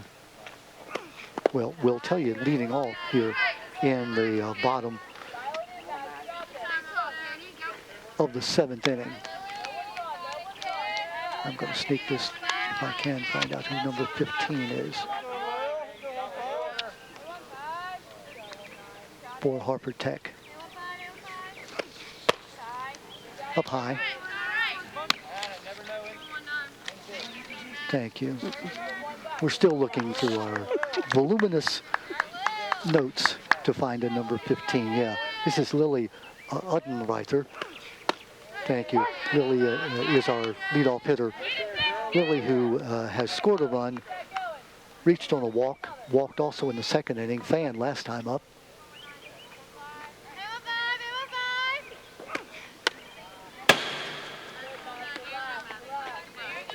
I'm sorry, I haven't noticed whether they brought in the former first baseman to pitch this inning, or was she pitching the previous inning? I'm not sure. We aren't given that information here in our booth. And our old eyes are too out of tune to see that far away. Yeah. That's Allie my Book is excuse. still at first. Maddie Burns pitching. So Allison Stroman, number 15, were swung on and missed. Strikeout is recorded. 2 outs away now from a win for the Cougars. If the Cougars can win, they'll go to 4-4. Meantime, the Cobras will drop to an identical record of 4-4. Brings up Lacey Swart. Lacey, the right fielder, has a triple back in the second inning and scored a run. It was a serious cut she took at that pitch. Wanted to do something with it, but she was just a little bit out front.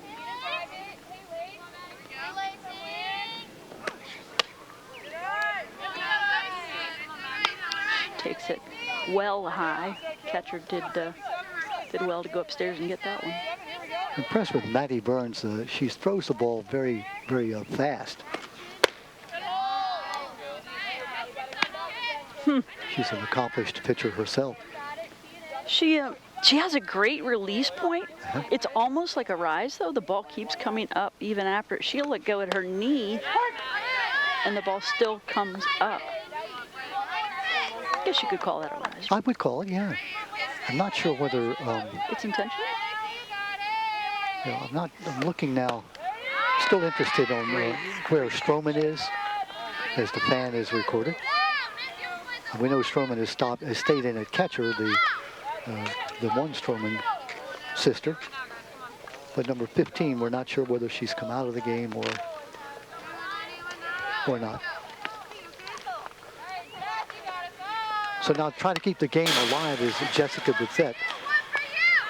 Jessica, who walked and scored, singled and scored in the second inning, walked and scored in the first. She's now 2 for 3 on the day.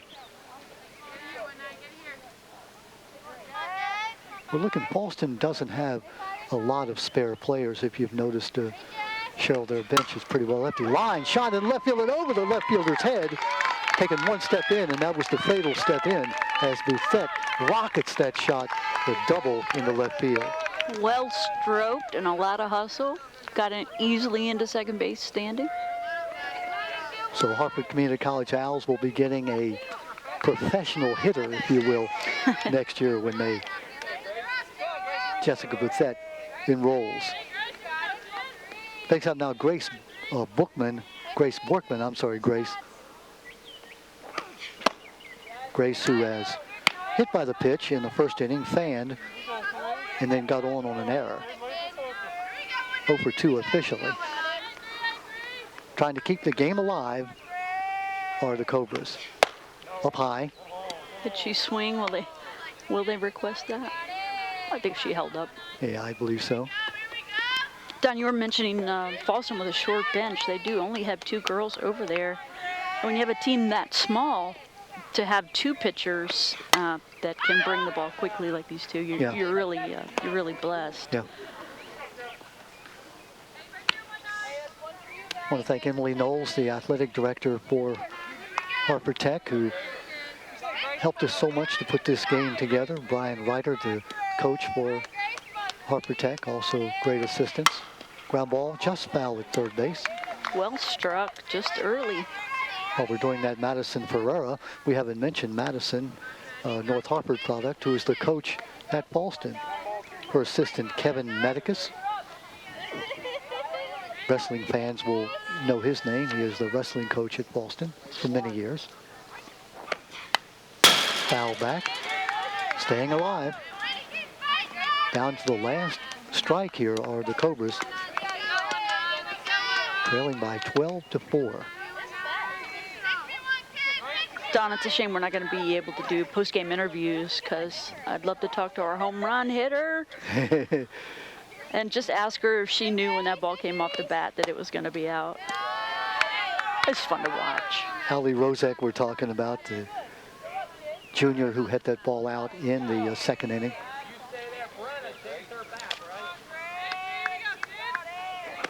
Up high.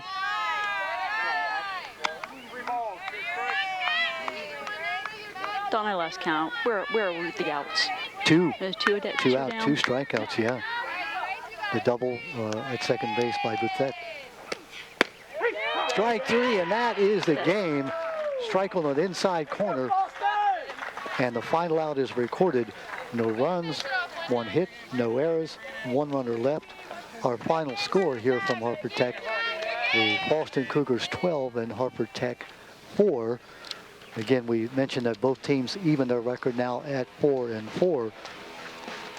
winning pitcher is Julia Stroman, who went at least the first 5 innings. I'm not sure whether they had brought in Burns in the 6th or 7th. We know she did pitch the 7th.